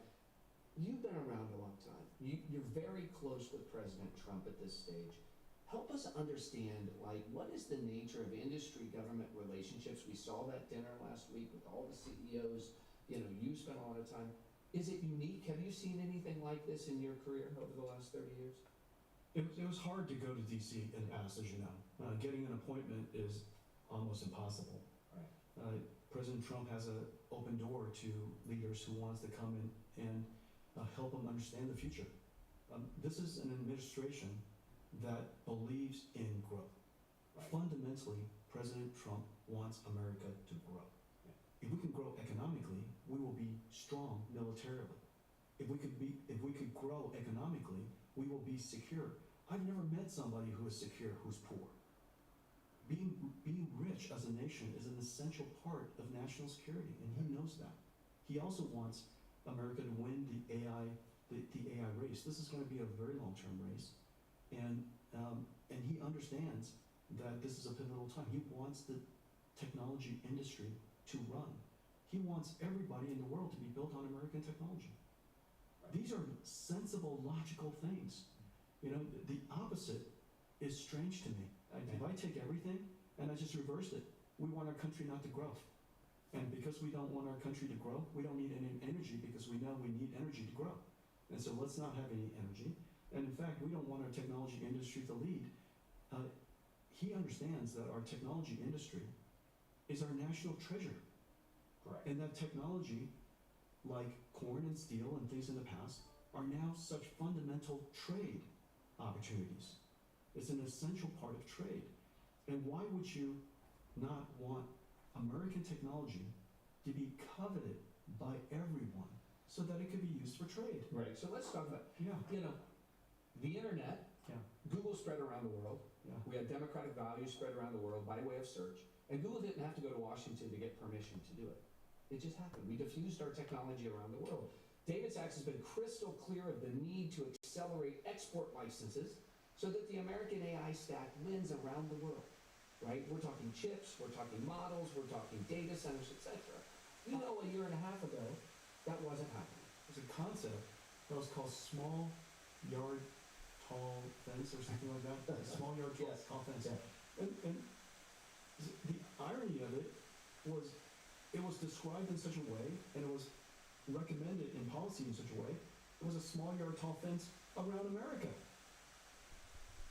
That was the strange part. I think President Trump's got it right, that we want to maximize exports. We want to maximize American influence around the world.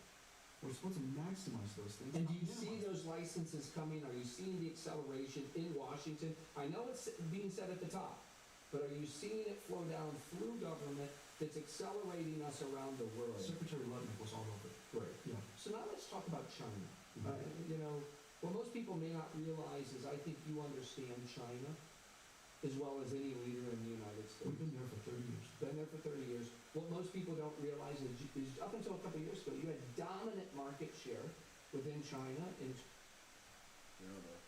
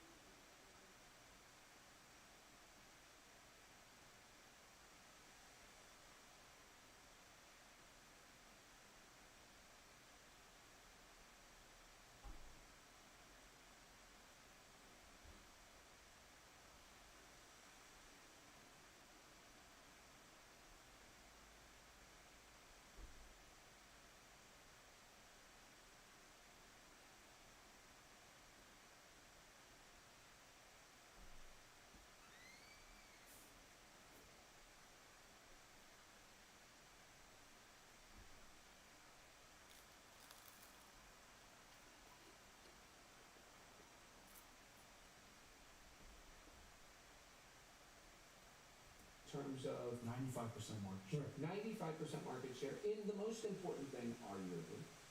And you have said that our biggest own goal that we as a country could have, under the guise of somehow trying to slow them down, is we've unilaterally disarmed, we forced NVIDIA out of China, which has allowed Huawei to accelerate on the back of monopoly profits within China. And I just saw this morning, you're seeing announcements out of Huawei and Baba and others that they're going to build data centers around the world now. Huawei has a 3-year plan to pass NVIDIA, funded by the monopoly profit.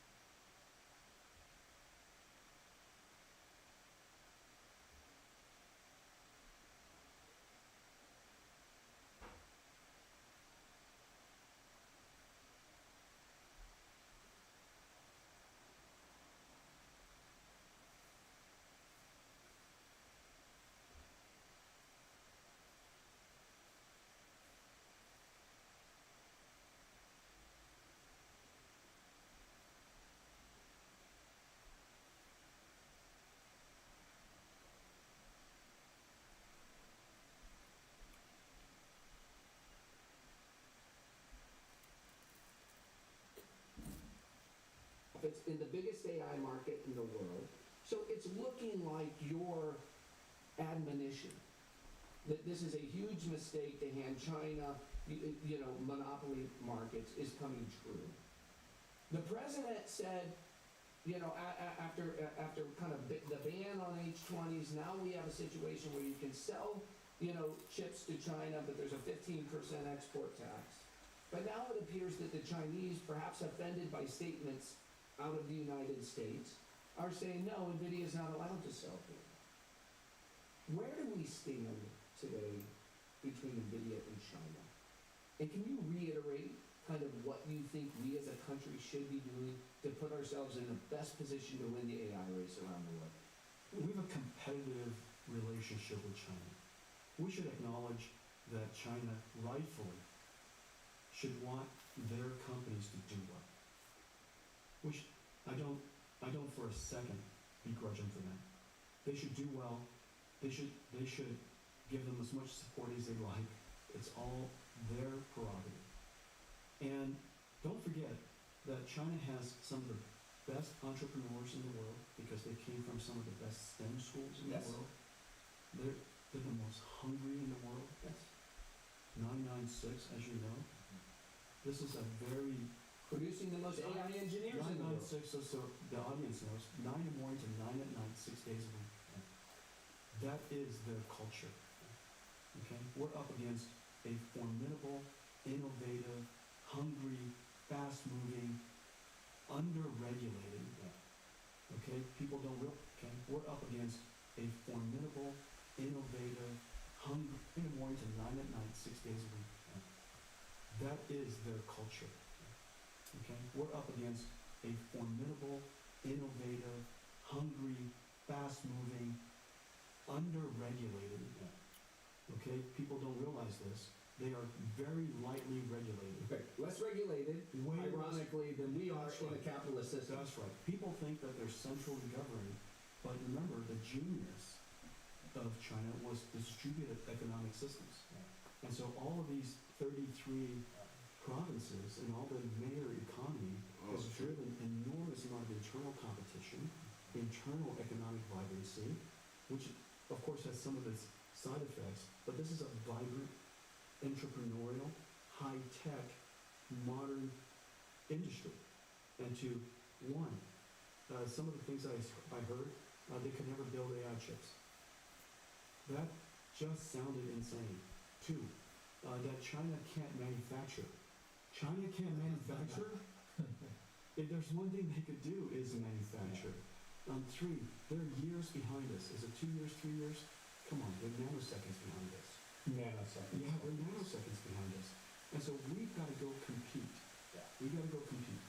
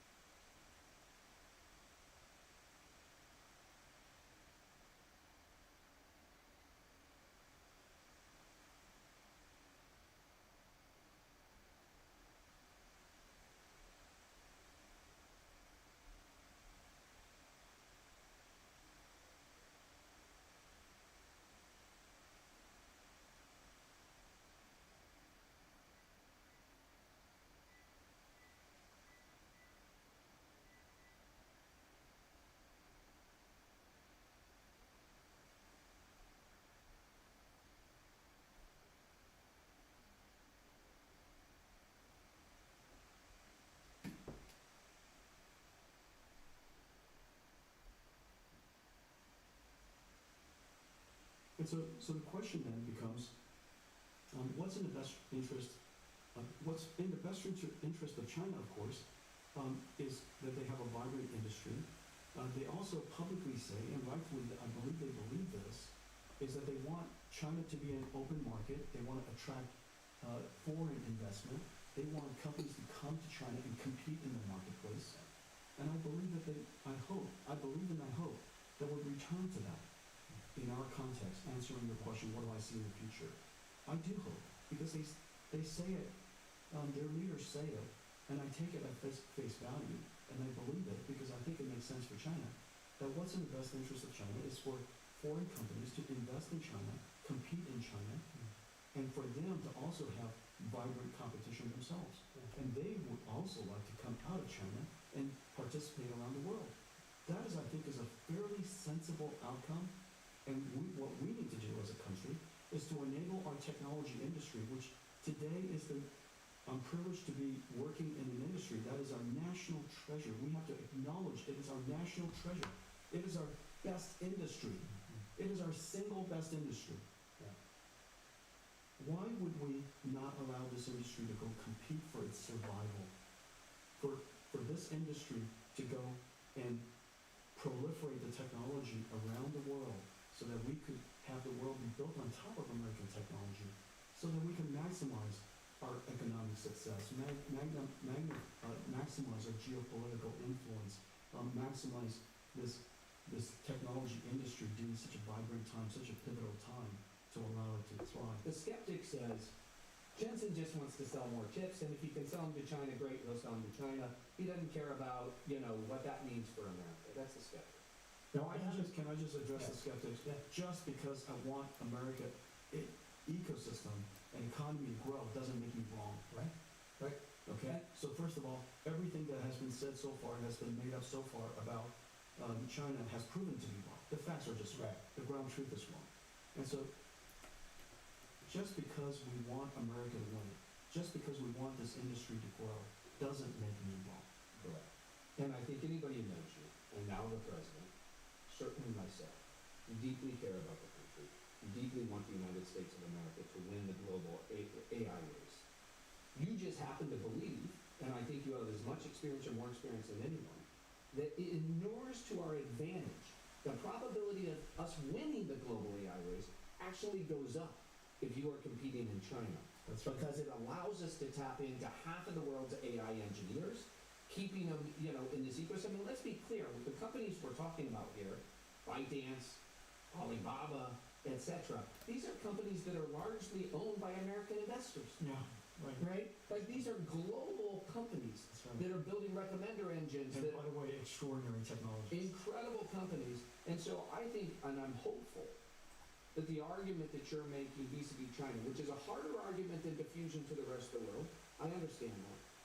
And that's why I thought when the president said, I don't know, it's a flip of a coin, maybe Jensen's right, maybe the other guys are right, but that's a if spam Jensen's chat, willing right? to put a little bit of 15% into the U.S. Treasury as a hedge on that, then I'll go for it. But I was really disappointed on the heels of that. I think if the Chinese feel like they're being taken advantage of, that we're going to send them chips that are 10 years old or something, then I get why they had that response. H20 is really quite spectacular still, man. Yeah. Of course, it's not as good as Blackwell, and I get that. Yeah. I'm patient, and I believe that they're wise. They're thinking through their situation. They have larger agendas to deal with. Vis-a-vis the United States, there are a lot of discussions going on, but I'll come back to the ground truth, fundamental truth. I believe that is in the best interest of China that NVIDIA is able to serve that market and compete in that market. I fundamentally believe it's in the best interest of China. It is, of course, fantastic interest of the United States. It is but those two truths can coexist. It is possible for both to be true, and I believe it is both true. And so I'm rather, even though I tell all my investors that our guidance includes no China, and I appreciate all of our investors to include no China in any of our guidance. We've got plenty of growth opportunities outside, and we've got all of that is true. It doesn't make China not important to us. It's very important to us. Anybody who thinks that the Chinese market is not important has their head deep in the sand. And so this is one of the most important markets in the world. Smart markets, as you know, smart people doing smart things, and we want to be there. Yeah. And I think it's in the best interest of both countries that we are there. And so I think when I take a step back, I am confident that ultimately the wisdom will prevail. Yes. I've always been confident that wisdom prevails. I've always been confident that truth prevails, and it's taken me this far. And I believe that to be fundamentally true now. And so these things will get sorted out, and we will have the opportunity to go compete in that China market. I'm not very political, but very topical is the administration's decision to charge $100,000 per H-1B visa. Mm-hmm. We spent a lot of time with the president. We've called him our secret weapon in AI. Mm-hmm. I also know you want to recruit the best and brightest to our country. Yeah. So how do you think about the decision to charge $100,000 per H-1B visa? Mm-hmm. Does this make it easier or harder to recruit talent? And does perhaps it's a little different for large companies or small companies? Like, how do you think about it? So I'm going to start with it's a great start. Well, you said it's a great start. It's a great start. I'm just going to start there. Wow. And the reason for that is this. That implies I hope it's not the end. But I think it's a great start. I just hope it's not the end. Now, here's what I fundamentally believe. America has a singular brand reputation that no country in the world has. And no country in the world is in the position or in the horizon to be able to say, come to America and realize the American dream. What country has the word dream behind it? Yes, part of its brand. We are utterly singular. And you're talking to somebody who represents the American dream. My parents didn't have any money, sent us over here. We started from nothing. You guys know, bus tables, wash dishes, clean toilets, and here I am. This is the American dream. President Trump knows that. We want legal immigrants. There's a difference between legal immigrants and illegal immigrants. But the idea that it's a country that's free for all doesn't make sense. And so now the question is, how do we go from the idea that we want to protect fundamentally the American dream to dealing with illegal immigrants at such a large scale? How do we find a logical, pragmatic solution? Right.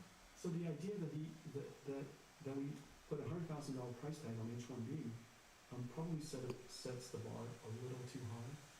But as a first bar, it at least eliminates illegal immigration, and that's a good start. How does it eliminate illegal immigration? Well, at least it eliminates Abuse of the H-1B. abuse of H-1B. Yeah. At least, and that's a good start, and at least we can have a conversation. So one of the things that we know about President Trump, he's a good listener. He actually listens. I mean, he listens to you, he listens to me, and he doesn't have to. And he listens to a lot of people, and he's integrating a lot of information, and this is obviously a very complicated issue. And so I think that this is a fine start. It's a fine start, but I'm not confused that anyone in the administration, anyone in the White House is confused that legal immigration is the foundation of the American dream, and it's the ultimate brand that we want to protect, and that's the future we want to protect. And I would also say, it seems to me that certainly Sachs and other people in the administration know that we have to recruit the world's best and brightest. We should not sacrifice the greatness of the brand. Charging $100,000, or let's say, it got lowered to 50 or whatever the case is, it does seem like it tilts the playing field in favor of big companies who can effectively sponsor all these people. And it's more challenging for the startup ecosystem where people are already super expensive, and now I got to pay this fee on top of it. It also has an unintended consequence. It might accelerate investment outside the United States. Right. And so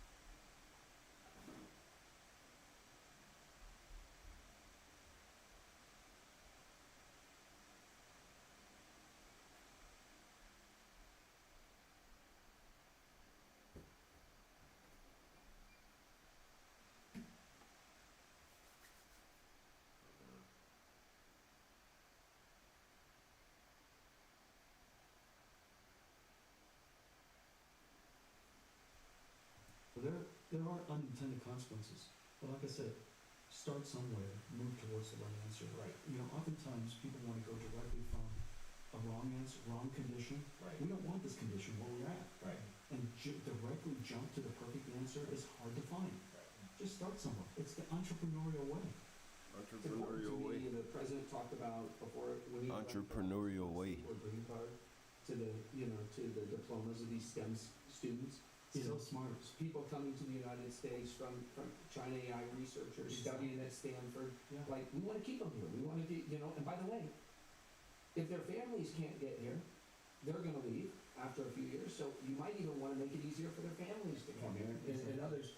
Are you confident that we have a strategic plan in this administration? You know, this is a start, but your conversations, they give you confidence that we have a broader strategic plan to make sure we're recruiting the best and the brightest? I don't know that I have an answer for that. Okay. But I understand that where we're at is not where we want to be. Yeah. And I don't think anybody's lost their focus on, you know, the American dream, the importance of immigration, the importance of attracting all of the world's best talent to the United States, create the conditions for them to stay here. There are things that are done from time to time that works against what I just described. Making foreign students uncomfortable Right. in being here in the United Threatens the States. brand. Threatens the brand.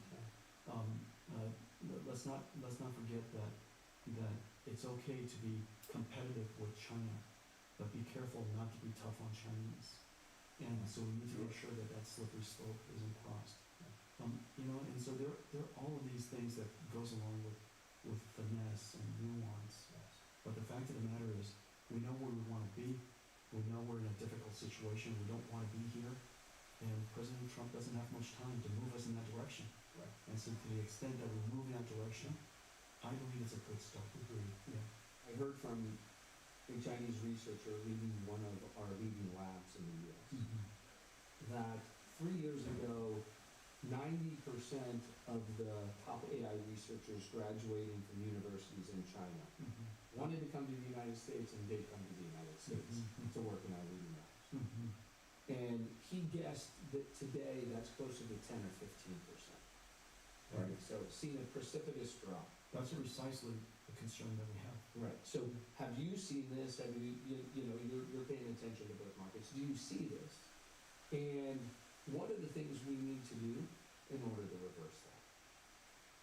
Definitely see a greater concern of Chinese students who come here and remain here, or many of them who come here for school and are thinking about going elsewhere. Right. Many of them thinking about Europe. Right. And so I think we need to be super concerned about this. This is a source of existential crisis. This is definitely the early indicators of a future problem. Right. Right. You know, smart people's desire to come to America and smart students' desire to stay, those are what I would call KPIs, Yes. early indicators of future success. Yes. I think of it a bit like the Warriors. You know, if they have an advantage of recruiting all the best players in the NBA, right, then they can continue to win championships. Yeah. But the second that recruiting pipeline, right, because the brand of the Warriors gets diminished or something else happens, then they're not gonna be able to recruit the best future players and you're not gonna win championships. And when you talk about the American dream so eloquently, that being brand USA, right, the right to come here and to do what you've done. And, you know, so I hope that the feedback to this administration, it's not just the administration, it's also just how we as a country talk about immigration. That's Right, this needs to be the place that welcomes the best and the brightest, that attracts, as a strategic plan for recruiting the best and the brightest, and making sure that this is the place that they want to work. As you know, there's a phrase, and I didn't even hear about this phrase until just a few years ago, China hots. Yes. And apparently, that if you're a China hawk, you get to wear that label with pride. It's almost like a badge of honor. It's a badge of shame. There's no question it's a badge of shame. There's no question that although they want what's in the best interest of our country, and we all want what's in the best interest of our country, destroying that pipeline, Right. of the American dream is not patriotic. They think they're doing the right thing for our country, but it's not patriotic. Not even a little bit. And so we need to continue to be the great country we are, to have the confidence of a great country. Yes. Well said. And have the confidence of a great country, and have somebody who wants to compete with us, and to have the attitude, bring it on. Right. Right. Bring it on. Because I believe in our people. I believe in our people. I believe in the people that are here. I believe in our culture. I believe in our country. I believe in our system. Bring it on. And is it your take that that's where the president is? Like he's a pragmatist. He's a believer in the growth and the ability of the United States to compete. It seems to me that's where he is. There's no question President Trump is the bring it on president. Right. And he doesn't seem to me like the reason I'm confident, and I've said on this pod, that I think he'll get a big deal done with China. I really do hope so. Yeah. And I think he speaks positively, with great respect and great eloquence about his relationship and the importance of China. Not one time have I ever heard him say the word decouple, which we heard a lot in the last administration. Right. You can't decouple against the two most important relationships for the next century. That doesn't make any sense at all. Decoupling is exactly the wrong concept. Right. I mean, it seems to me, he and Scott Besson are saying, listen, we need to make America great. We need to reindustrialize America. We need to balance and make sure that we have fair trade, that we protect industries that we need to help build, that China helps us do that, recognizing that we have helped them do it over the course of the last 25 years. But that ultimately, he said, the best way to understand me is I'm a great deal maker. I make deals, right? Whereas I think in other camps there are people who are iconoclastic or dogmatic. It's the Mearsheimer view of China that there's a great power struggle, one must win and one must lose. Versus this idea that every country has to look exactly like ours. Right. We want diversity. You want America to win, but that doesn't have to come at the expense of poking an eye and telling somebody else they have to lose. Because we're that confident. Yeah, we're that confident. Because we're that mighty. Because we're that incredible. I've got no trouble. As you know, I've got no trouble working with all my colleagues in the ecosystem. Right. You notice, we just did the ultimate deal. Right? Partnering with Intel, a company that spent most of its life trying to put us out of business. Right. And I have no trouble partnering with them. Right. And so, and the reason for that is because, listening to this number one. one, Yes, bring sir. it on. Yes. And number two, On the Explorer. future is so much greater. It doesn't have to be all us or them. It could be us and them. Yeah. Yeah. But nonetheless, bring it on. Yeah. You mentioned something that's profoundly important to both of us. You and I have talked a lot about this, the American dream. It was, I think, Abraham Lincoln who said, fundamental to the American dream is the right to rise. Yeah. The belief that your kids can do better than you do. That's right. Right? And you've experienced the right to rise. We've all experienced the right to rise in America. So now you go to Wikipedia, you look up American Dreams, and my picture. Right. Yeah. And yet we live at this time where, because of the nature of these technological systems, we have companies that are going to be worth 10 trillion. We'll probably have individuals that are worth $1 trillion. Those are the incentives that give people the encouragement to rise. But at the same time, when we head into this age of abundance, something that I was deeply worried about was that too many people get left behind. Yeah. Right? And they feel left out, left behind. So it makes sense for them to attack this system of capitalism. Something that you and I worked on together and I'm deeply grateful for was the idea of Invest America. That we have to start every kid at birth on the capitalist right to rise journey. Yeah. Give them $1,000 in great companies like The NVIDIA ultimate Social Security. and OpenAI, etc. Yeah. And they benefit, right? As the country wins, they win. And they own it individually. They can see it on their Every phone. kid is a shareholder in the future of America. So on the 200, because of your support, and I wanted to take the chance on this podcast, and the support. Well, I want to thank you for starting it, for driving it. Yeah. Yeah. Thank what you. a great idea. And, so You're a genius. this passed in the big beautiful bill. Yeah. Most people don't even realize that. Yeah. starting in 2026, every child born forevermore in the history of this country will start off with an investment account at birth, seeding $1,000 in the best American companies. And your company has agreed to add to the accounts of not only the kids who work for your employees, but maybe even kids of ours. I'm going to adopt schools, and lots of philanthropists and companies. We think every company across America. Wonderful way for companies to get that. Right. Yeah. As part of the 401k. This seems to me to be part of the change in the social contract that needs to occur, because if we're seeing this exponential progress, we know that the evolution of government and the social contract needs to keep up with it. Obviously, President Trump and bipartisan group in the House and Senate passed this into law. So maybe just talk to us a little bit when you think about the pace and magnitude of changes that are coming, right? I know you believe it will be a net good, but there are also going to be a bunch of people displaced along the way. We probably need things like this and other things, right, in order to bring everybody along for the journey. There's several things that President Trump has done, and let me just start there, has done that is incredibly good for bringing everybody along. The first thing is reindustrializing America.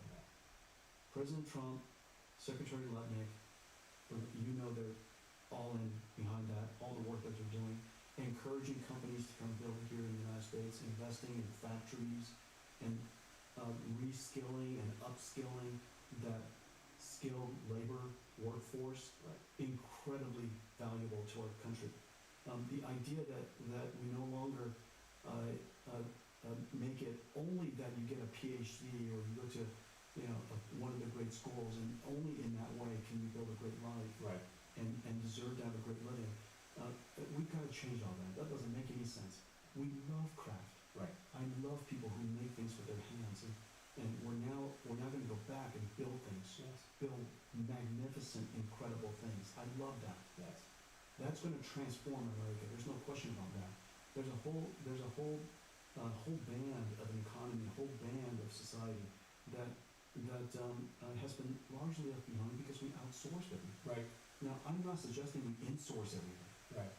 All the people arguing about manufacturing tennis shoes and toothpicks. I mean, that's denigrating a perfectly good discussion into some insane level. We've got to recognize that reindustrializing America is just fundamentally going to be transformative. Number one, number two. And aspirational. Oh, it's fantastic. Elon taking us to Mars, watching spaceships caught with chopsticks out in the sky. This is not only great for the industrializing base of America, it's aspirational. It's fantastic. That's right. And then of course, AI. It is the greatest equalizer. Just think, everybody can have an AI now. The ultimate equalizer. We've closed the technology divide. Remember, the last time that somebody had to wants to use a computer for their economic or career benefit, they have to learn C++ or C or at least Python. Now they just have to learn human, And if you don't know how to program an AI, you tell the AI, hi, I don't know how to program an AI, how do I program an AI? And the AI explains it to you. Or does it for you. And does it for you. And so it's incredible, isn't that right? And we've now closed the technology divide with technology. This is something that everybody's got to engage. OpenAI has 800 million active users. Gosh, it really needs to be 6 billion. Right? It really needs to be 8 billion soon. And so I think that's number one. And number two, and then number three, I think the AI will change tasks. Yeah. The thing that people confuse is there are many tasks that will be eliminated. There are many tasks that will actually be created. But it is very likely that for many people, their jobs are gainfully protected. Right. And so, for example, I'm using AI all the time, you're using AI all the time, my analysts are using AI all the time, my engineers, every one of them use AIs continuously. And we're hiring more engineers, we're hiring more people, we're hiring across the board. The reason for that is because we have more ideas. Yes. We can now go pursue more ideas. The reason for that is because our company became more productive, and because we became more productive, we became more rich. We became more rich, we can hire more people to go after those ideas. Right. the concept that AI comes along and therefore there's going to be a mass destruction of jobs starts with the premise that we have no more ideas. Right. It starts with the premise we have nothing left to do. Right. Everything we're doing in our lives today, Yeah. this is the end. Yeah. And if somebody else were to do that one task for me, I have one task less. Mm-hmm. Now I have to sit there and wait for something. Yes. Wait for retirement, sit on my rocking chair. That idea doesn't make sense to me. Right. And so I think that intelligence is not a zero-sum game. The more intelligent people I'm surrounded by, the more geniuses I'm surrounded by, surprisingly, the more ideas I have, the more problems I imagine that we can go solve, the more work we create, the more jobs we create. And so I think I don't know what the world looks like in a million years. That's going to be left for my children. But for the next several decades, my sense is that the economy is going to grow. Lots of new jobs are going to be created. Every job will be changed. Some jobs will be lost, and we're not going to be, riding horses on streets, and those things. It'll be fun.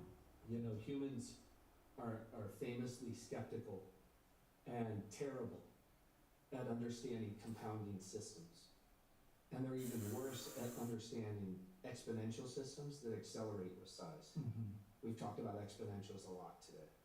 The great futurist Ray Kurzweil said, in the 21st century, we're not going to have 100 years of progress. We're likely to have 20,000 years of progress. Right. Right? You said earlier, we're so fortunate to be living at this moment and contributing to this moment. I'm not going to ask you to look out 10 or 20 or 30 years because I think it's so challenging. But when we think about 2030, things like robots. 30 years is easier than 2030. Oh, really? Yeah. Okay, so I'll grant you a license to go out 30. As you think out over the course of, I like these shorter time frames because they have to marry bits and atoms. Bits and atoms, Yeah, the hard part of building this stuff, right? Because everybody's saying it's going to happen. Science fiction's interesting, but not helpful. Exactly. But if we have 20,000 years of progress, reflect on that statement by Ray, reflect on exponentials, and how all of our listeners, whether you work in government, whether you're in a startup, whether you're running a big company, need to be thinking about the accelerating rate of change, the accelerating rate of growth, and how you will, be co-intelligent in this new world. Well, there are a lot of things that many people have already said, and they're all very sensible. I think in the next 5 years, one of the things that is really cool that's going to get solved is the fusion of artificial intelligence and mechatronics, robotics. Mm-hmm. And so we're going to have AIs that are going to be wandering around us, and that everybody knows. We all know that we're going to all grow up with our own R2-D2. Yeah. And that R2-D2 will remember everything about us and coach us along the way and be our companion. We already know that. Mm-hmm. Okay. And so the idea the idea that every human will have their own GPUs associated with them in cloud, and that there are 8 billion people, 8 billion GPUs, that's a viable outcome. Yeah. And so each having their own model is fine-tuned for them. Fine-tuned for them, and that AI is in the cloud is also embodied in a whole bunch of. It's embodied in your car. It's embodied in your own robot. It's everywhere with you. And so I think that future is a very sensible thing. The idea that we're going to understand the infinite complexity of biology and understanding the system of biology, and how to predict it and have digital twins of everybody. Our own digital twin for healthcare, like we have a digital twin for shopping on Amazon. Why would we have our digital twin on healthcare? Of course we would. And so, a system that predicts how we're going to age, what disease we're likely going to have, and anything that's about to happen, maybe even next week or tomorrow afternoon, and predict it early. Of course, we would have all that. And so I think all of that is a given. I think the part that I'm asked a lot by CEOs that I work with about, now given all of that, what happens? What do you do? And this is the common sense of things that move fast. Alright. If you have a train that's about to get faster and faster and go exponential, the only thing that you really need to do is get on it. Yeah. And once you get on it, you'll figure everything else out along the way. And so to predict where that train's gonna be and try to shoot a bullet at it, or predict where that train's gonna be and it's going exponentially faster every second, and go figure out what intersection to wait for it, that's impossible. Just get on it while it's going kind of slowly, Right. and go exponential along the way. A lot of people think this just happened overnight. You know, you've been at this for 35 years. I remember hearing Larry Page say, probably around 2005 or 2006, that the end state of Google will be when the machine can predict the question before you even answer it, before you even ask it, and give you the answer without having to look. Right? I heard Bill Gates say in 2016. Because contextually, you must be asking about, you must be wondering Right, about that. right. I heard Bill Gates say in 2016 when somebody said, hasn't all the things been done? We've had the internet, we've had cloud, we've had mobile, social, etc. He said, we haven't even started. I said, what do you think? Why would you say that? He said, we won't even begin until machines go from being dumb calculators to beginning to think for themselves, to think with us, right? Kind of that is the moment, right, that we're in. I think to have leaders like you, leaders like Sam and Elon, Satya, etc., it's such an extraordinary advantage for this country, right? And to have the cooperation that we see between a system of risk capital that I take, that I'm part of, which can provide the risk capital for people to do. We're not relying on government having a Manhattan Project. We can actually do this ourselves and together for the benefit of the country. It's an extraordinary time. And at a scale that's unimaginable. Right. It's an extraordinary time, but I also think, one of the things that I'm just grateful is that we have leaders who also understand their responsibility to the fact that we are creating change at an accelerating rate, and we know while it will most likely be great for the vast majority, there'll be challenges along the way, and we'll deal with those as they come. And raise the floor for everybody and make sure that this is a win, not just for some elite plutocrats at the top hanging out in Silicon Valley. And don't scare them, But it's bring a them win. along. It's a win. Don't scare them, That's right. bring them along. And we will. Yeah. So thank you for that. Exactly.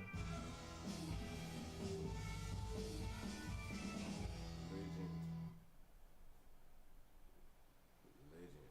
Talking about exponential growth and productivity.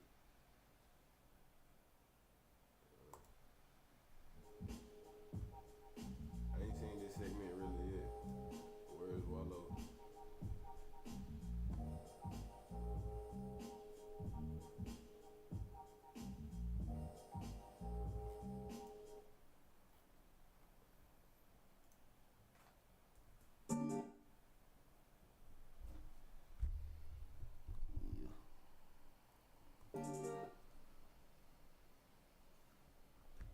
No, I ain't even put the drums yet.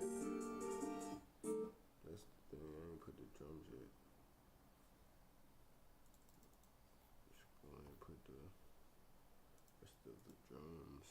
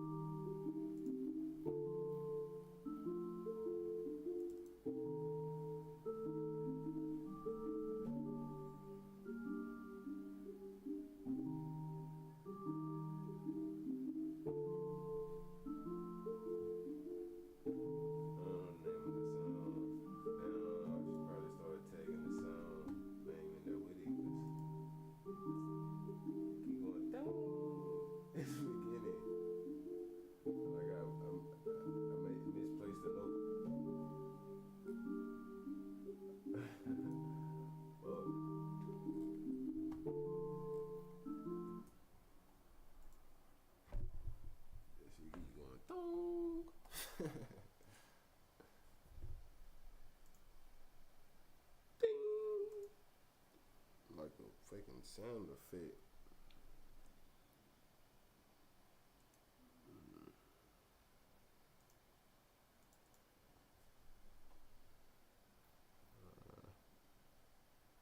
What is that L8?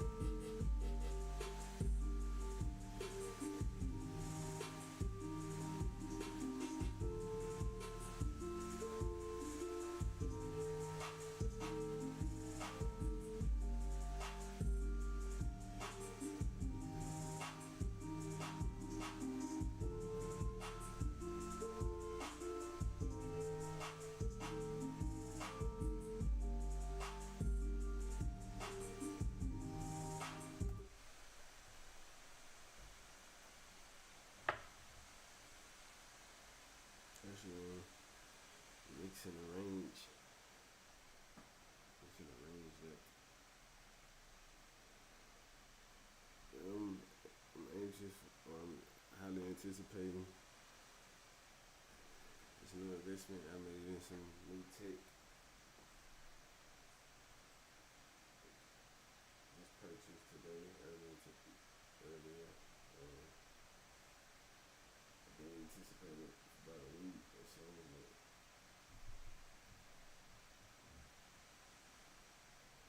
I'm anticipating the delivery and receiving. I intend to make some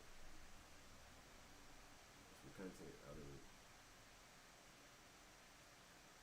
Some usefulness out of it.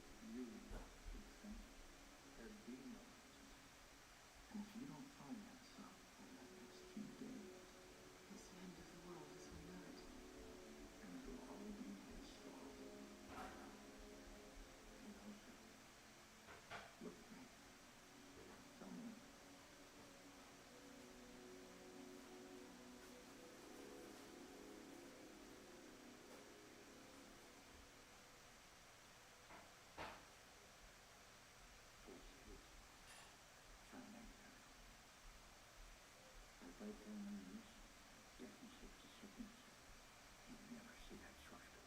Don't touch it. There we go. Breathe difference. You will do it. I got nothing to lose. But this time, as you did, who's gonna save her? Spit it out. Another thing. Sorry, babe.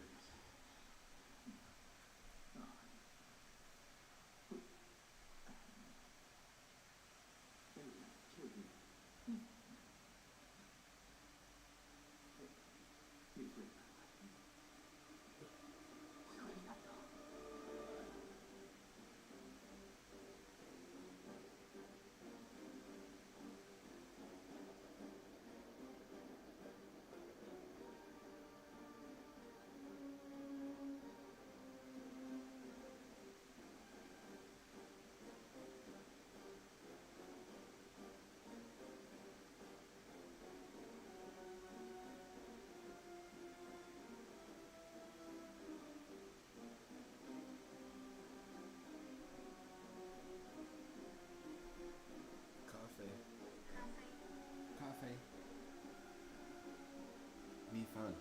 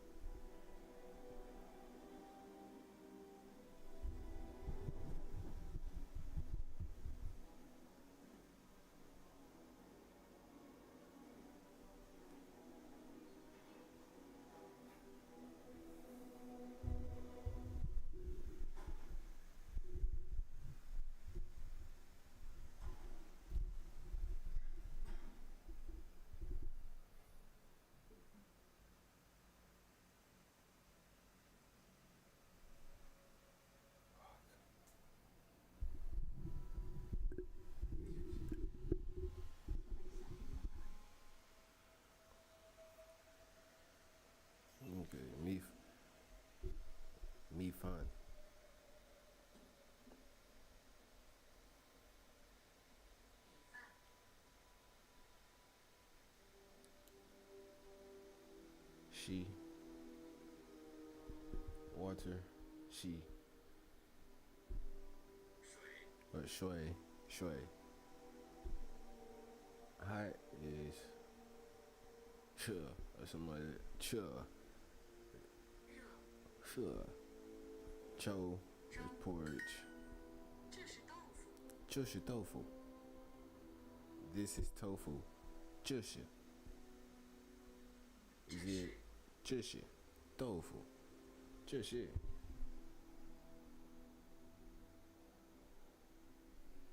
豆腐. 豆腐.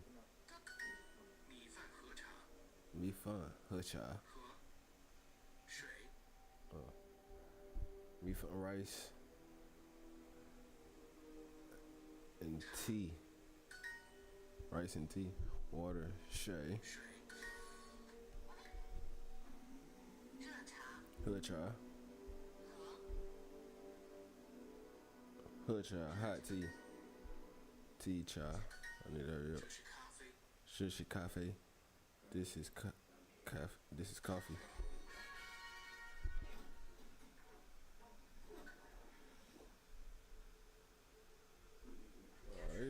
We're glazing or something, yeah. Instead of trying to adjust this. Whatever. All these advertisements and shit.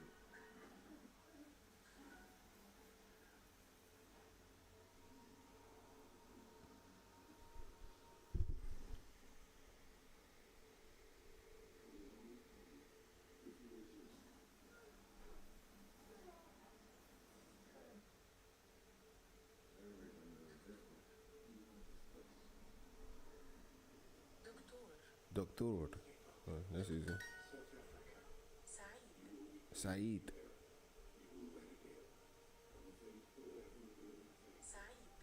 Said. Happy, but like writing Arabic and Chinese is difficult. Seems like for starting. Excuse me. Well, Said. Bob is happy. Excuse me. Zaid. Duo. Doctor. Muntia. See, like that means fun. I don't know how to write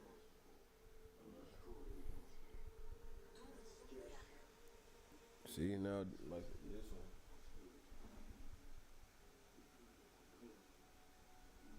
I don't know which ones are correct.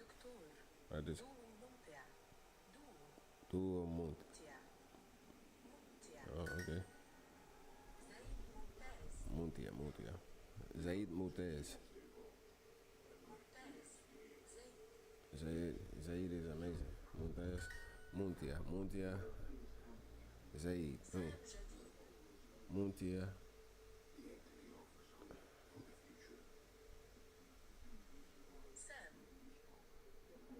Sam is Jadid.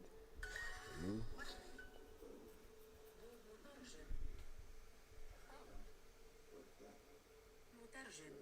Mutarjim. Bob is a translator. Mutarjim. Zaid Mutarjim. Zaid Mutarjim. George is the translator. Said Karim. Sam is happy or generous, kind. Sam is Said, happy. Sam is happy. Bob is a doctor.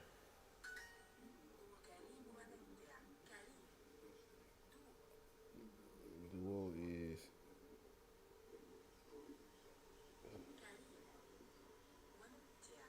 generous and fun. Oh, I thought you were going to say somebody translator. Sometimes you just want to kick up your paws and eat your salmon in peace. With Super Duolingo, you get ad-free learning, no interruptions.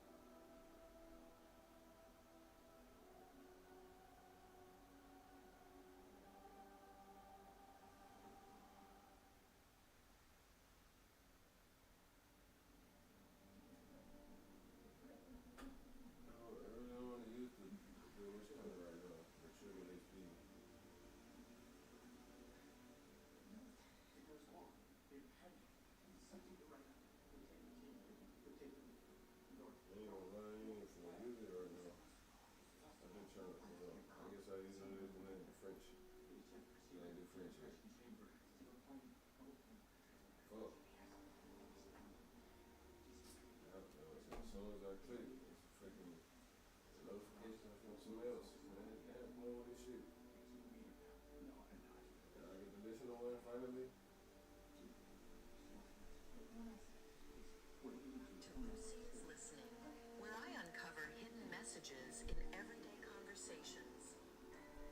Yeah. Before we listen in, here are a few words you should know. Journée. Bonne journée. Bonjour. Oh, bonjour. Journée. Merci. Merci. Thank you. Au revoir. Au revoir. Journée is day. Okay. Journée. I'm your host, Lucy, and today we're listening to a polite exchange in a French park. Bonjour. Bonjour. Bonjour, comment ça va? Comment ça va? Ça va bien, merci. Et toi? Et toi? Comment? Ça va bien, merci. Ça va bien, merci. Merci. Oh, thank you. Ça va bien. Ça va bien. That's what she was saying. Ça va bien. Bien. Ça va bien. Ça va bien. Merci. Et toi? Bien, merci. Bien, merci. Mange un croissant. Mangeons pizza. Eat pizza or croissant? Pizza, croissant. Croissant. On pizza. Bonjour. Au revoir. Au revoir. Pizza. Au croissant. Simple hello, followed by a random Au exchange revoir. about croissants and pizza. Bonjour. Very suspicious. Au revoir. Perhaps secret diplomats discussing codes? Comment allez-vous? I'll get to the Super. Bonjour, non? What they were saying? Bonjour, something else. Damn. Sometimes Jason. you just want to kick up your paws and eat your salmon in peace.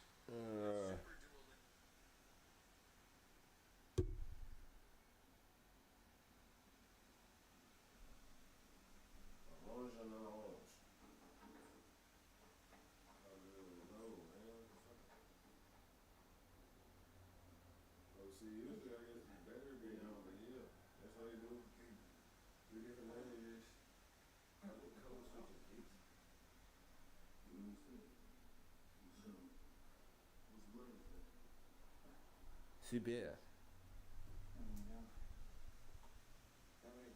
Something special. Plutonium 4. I'm guessing 5 or 6 megaton yield. Enough to turn this entire city to a glass ashtray. Okay. Can open. Yeah.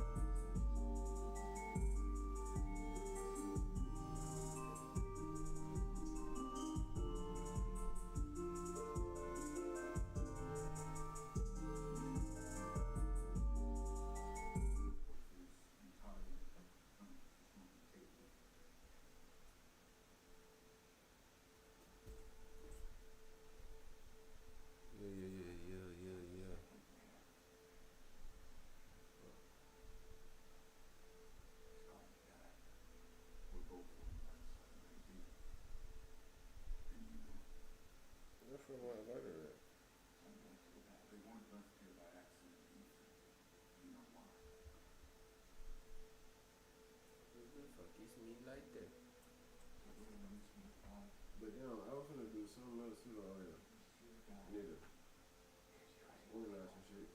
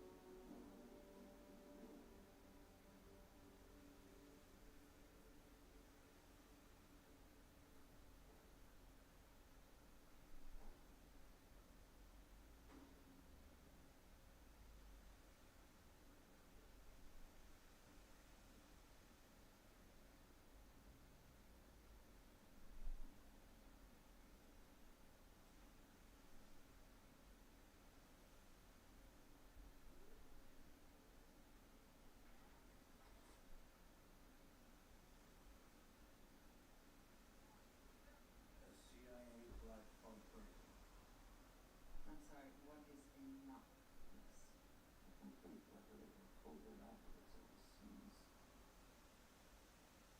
So this is the man broke into our own black vault and stole the list of our own spies, yes. He didn't tell me it. So that's good. Am I reading this correctly? The criminal Huang? In fairness, Huang was actually meant to kill him. He gassed a security clearance at the National Intelligence Community. That was just 2 months ago. You two would have been there. You arrived in the form of Mr. Kittredge's aide and left as Mr. Kittredge, I believe. This explains the handcuffs. It's still not clear what he's doing. Like it or not, what we're looking at is our means of last resort, quite possibly only hope of averting nuclear Armageddon. If we want to control the enemy, we have to do it. Do you choose to accept? Please.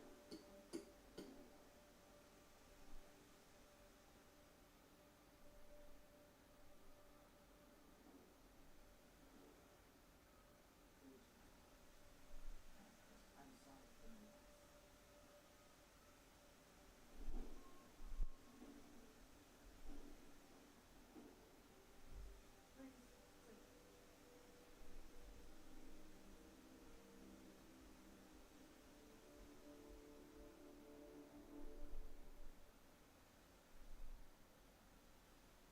Please, please. Let's hear it.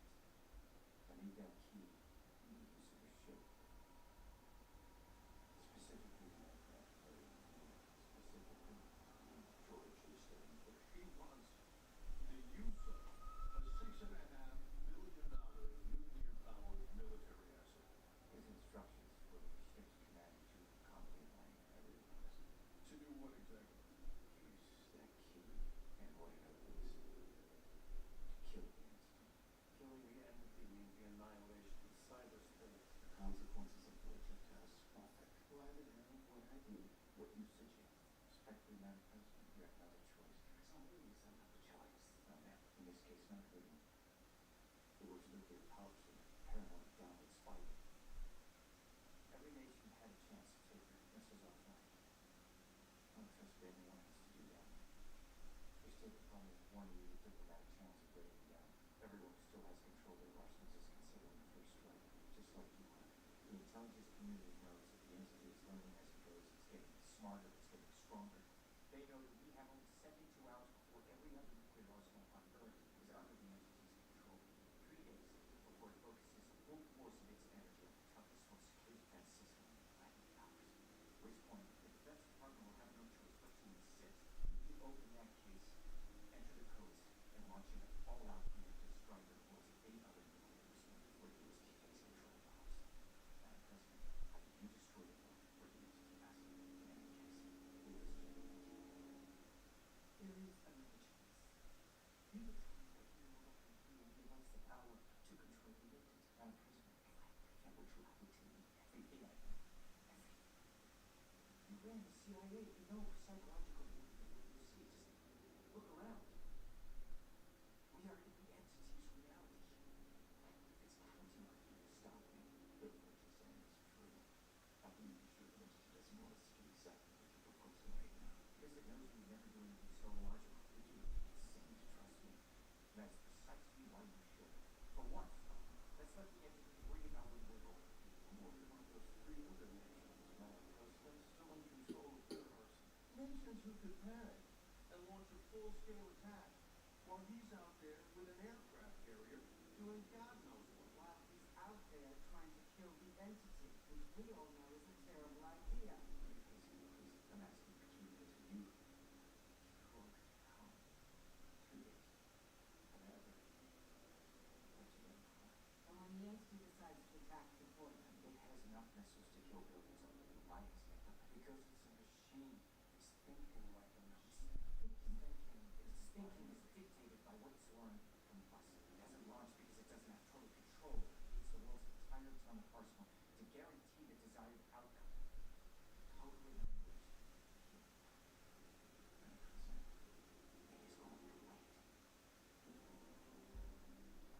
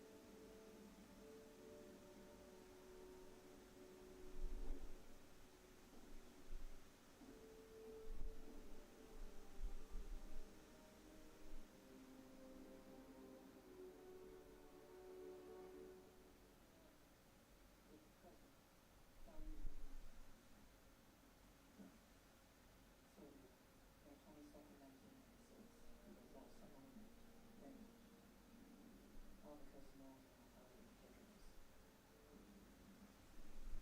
I'm setting up a problem for customer. So over there, Verizon, Russia's only aircraft carrier in the United States. I don't want to go out and finish shoot out between two flight substance World War II. One French, I'm touching out World War III. You ask me if I would better to be out of the storm. Yes, ma'am. Now, what exactly are you looking for? Sources.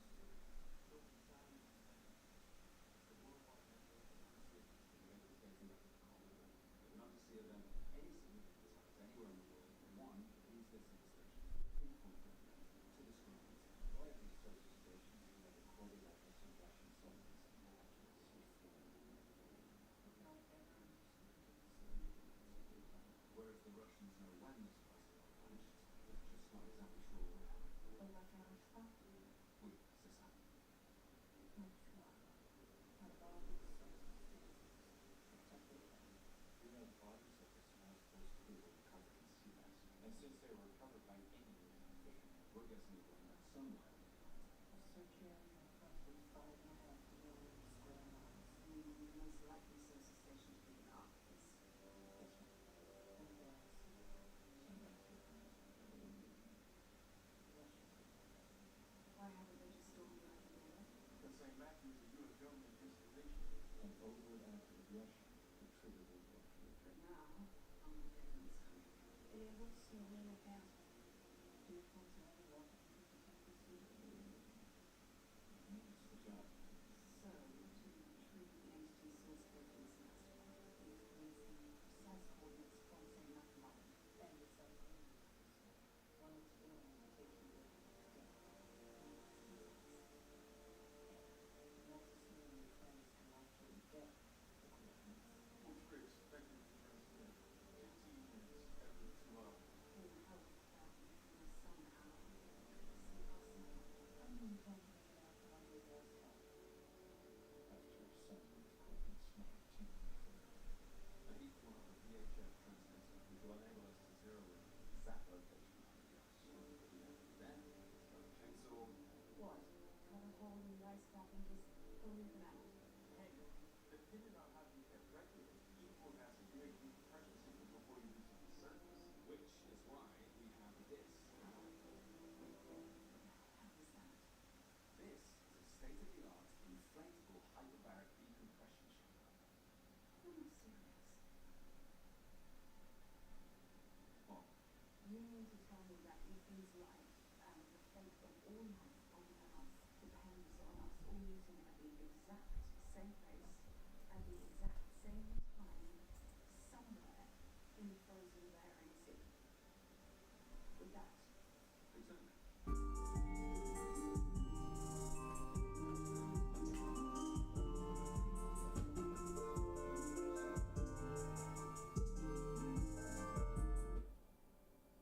that's your plan.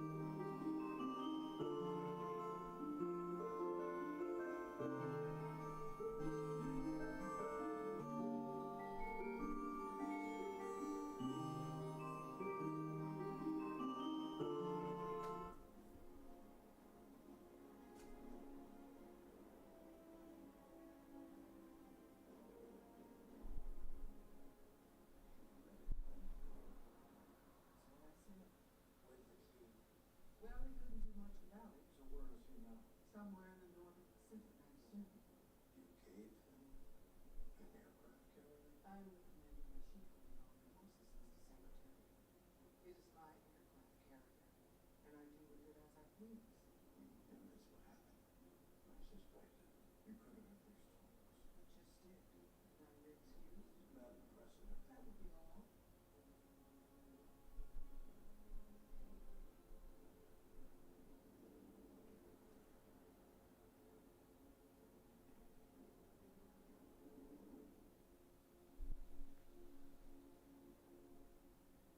I couldn't. It had to be my responsibility and mine alone, and I had to buy hard time. Someone could have tried to stop it. And I agree with you that they do respect your authority. Before this is over, someone will panic. Someone will try to stop it.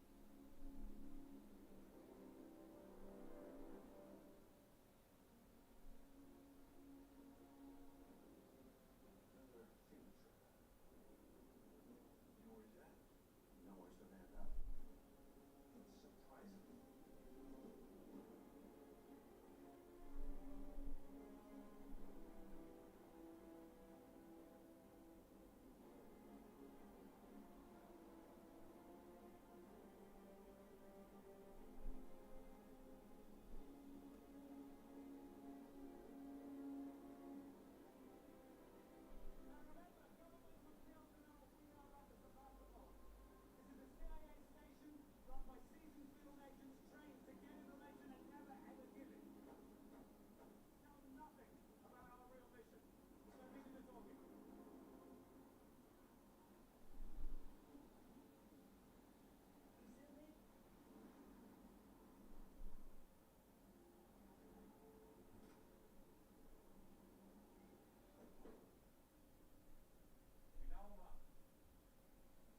You're not paying me.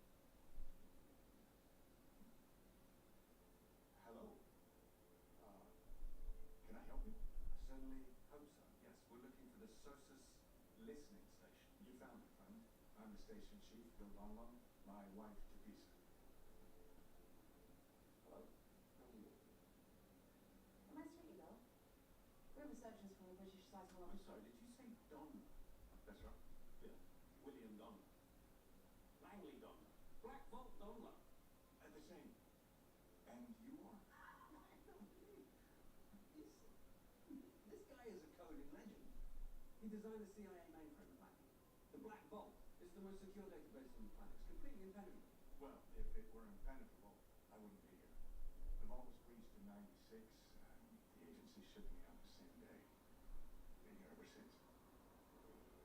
So you mean to say you've been on this island for 30 years.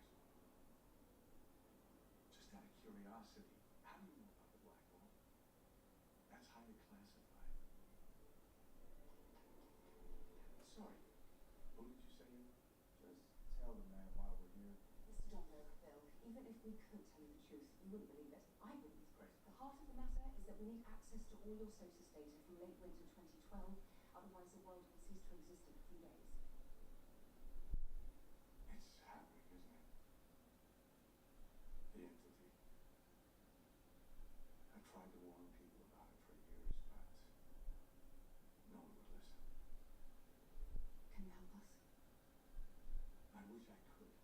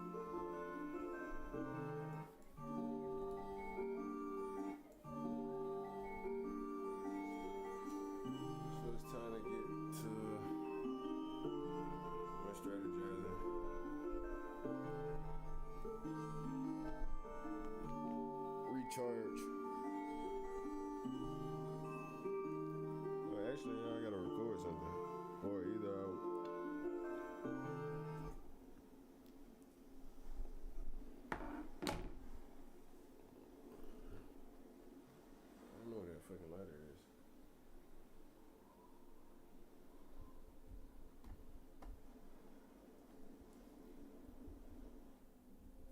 Alright. I'm gonna let y'all know it's tuned in, so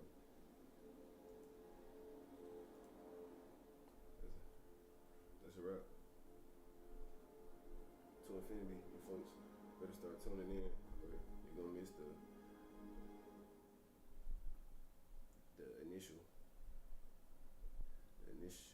initial launch. You're gonna miss out on the early access.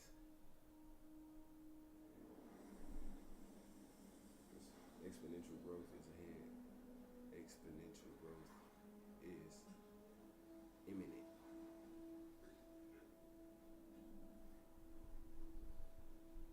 Exponential growth is imminent to infinity.